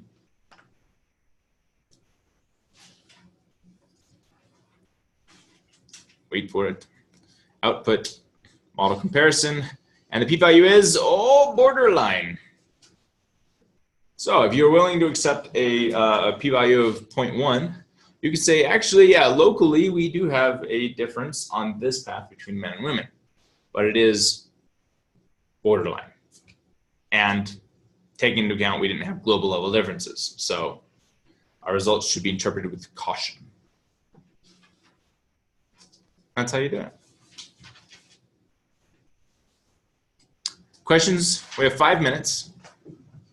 I was going to look over the slides, make sure I didn't miss anything major. Oh, wording of hypotheses. We didn't cover that. And final model fit. Oh, and we didn't talk about when to report model fit. You report model fit every time you test a hypothesis and the model has changed. If you're testing multiple hypotheses with an unchanged model, you report model fit once. For us, our model changed when we added an interaction. Therefore, we had to report model fit when we tested that hypothesis. And when we did the multi-group, our model has changed. We have to report model fit for that new model. Every time you change your model and you test a hypothesis, you must report model fit because we have to be sure that the hypothesis you're testing can be tested with the model you're using. It's the global test before the local test. So what would I do? I would probably have a model table at the end of my findings or my analysis section, whereas model 1, model 2, model 3, model 4, and underneath I'd say model 1 is the direct effects only. Model 2 is the with interaction. Model 3 is the multi-groups. Something like that. Does it happen when you add an interaction hypothesis? Let's say it comes out significant. Does it ever happen that the model fit drops much? When you add an interaction, could the model fit drop? Is that what you're asking? Yeah, especially if it's significant. If there's a significant interaction, the answer is it could if that interaction term is strongly related to a variable you didn't regress it on. So in our model, we only connected it to the mediators. But what if it was actually very strongly related to the dependent variables? If we don't include those lines, yeah, model fit can drop. We talked about this. We did this. Talked about this. Here's a video if you need. Talked about this.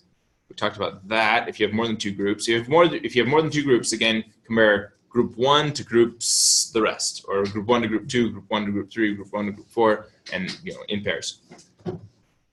How to plot interactions and interpret it. We did that. We did that. I say test them one at a time. Controls we talked about. These are just things you want to account for but aren't theoretically interested in. Here's some good examples. I'm not going to go over these. You get the idea of controls. Here are reasons for controls and a citation right there at the bottom. We did this and that. Yeah. So on controls, yeah. When you are writing a paper out, how much are you? So for controls, what do you write about? At the end of a theory section, I might write this a little paragraph that says, and we controlled for these effects because it's very likely that frequency affects performance or something like that. Or Brown 1929 said that frequency affects performance, and we got to account for that. So you account for things that are known confounds, and then you just write it that way. And then in your report, you keep them in your analysis the whole time. You don't include them in the CFA or EFA if they're not latent. In our case, they weren't latent. If we had had latent controls, we would include those in the EFA and CFA. With your research. Yeah, go ahead. With your research, do you always include controls that past researchers have used in the? So it's a kind of fuzzy area. Which controls do I include? Which ones do I exclude? Because you can include so many things. I mean, the whole kitchen, everything but the kitchen sink. So you have to account for the big ones. In organizational studies, like when you're looking at performance of companies or any sort of outcome performance variable with a company, you have to control for number of employees because that is the known biggest predictor of performance at the company level. Anytime you're predicting something physical in medicine, you've got to control for hereditary effects and lifestyle effects. Even if you're not theorizing about those, you got to control for those because they will have an effect.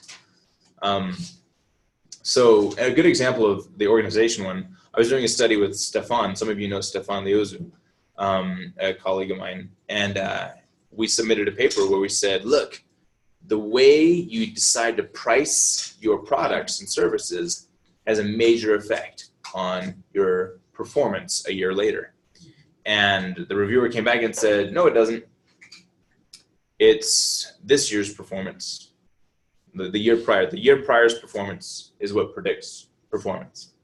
And it's the company size. You didn't control for either of those, therefore I can't have any confidence in the findings you did find. And luckily, we did collect that data, so we added it in, and sure enough, they were right. The way you price things had no effect on performance. It was all about company size and prior year's performance. So dang. But had we published that, people would then see our paper and be like, oh, it's all about how you price things, the strategy you use to price things. Now let's go act on that or go write more papers based on this theory, which is invalid. So you got to include your controls carefully. Recommendations on how to, Extra time, wording hypotheses. We're good there. Wording hypotheses. For how to word hypotheses, and then we'll go to lunch. I actually have a section on this in the Stat Wiki that I updated just a couple weeks ago. Hypotheses, wording, how to word direct effects, mediated effects, interaction effects. The rule of thumb, I even have mediated moderation. Wow. And how to word controls. Interesting. I forget what I put in this thing. It's been a while, but it's been 2 weeks. The rule of thumb is be parsimonious when you're wording your hypotheses, especially when it comes to interaction in multigroups. Here's a very parsimonious multigroup hypothesis. The relationship between X and Y is stronger for group A. That gets across the whole point. Nice and parsimonious. Interaction. Exercise strengthens the positive relationship between diet and weight loss. Cool. Mediation. Exercise mediates the positive relationship between diet and weight loss. Parsimonious. When you hypothesize, would you always go strong, like mediates, or would you try a little weaker with partially? Partially mediates. When I Does it matter? it doesn't matter terribly whether you say partially, fully. When I write my hypotheses, typically I say it mediates. That way, whether it's full or partial, it's still supported. Whereas if I say it's full mediation and I end up with partial, do I have a supported hypothesis? Maybe. I theorized full, but I got partial. But whereas if I just theorized mediation and I received full mediation versus partial, it wouldn't matter. It's still supported. Yeah. So I like to go a little looser on mediation. Yeah. Okay. We're down to the last stretch. Just smart PLS all afternoon. There's one question before we go. Chat. That sounds like hedging. I will not respond to that. Okay. So I'm going to stop here. Anything else from remote folks before we break for 2 hours? Okay. I'm going to stop this recording and upload it to the internet. I'll see you guys in 2 hours.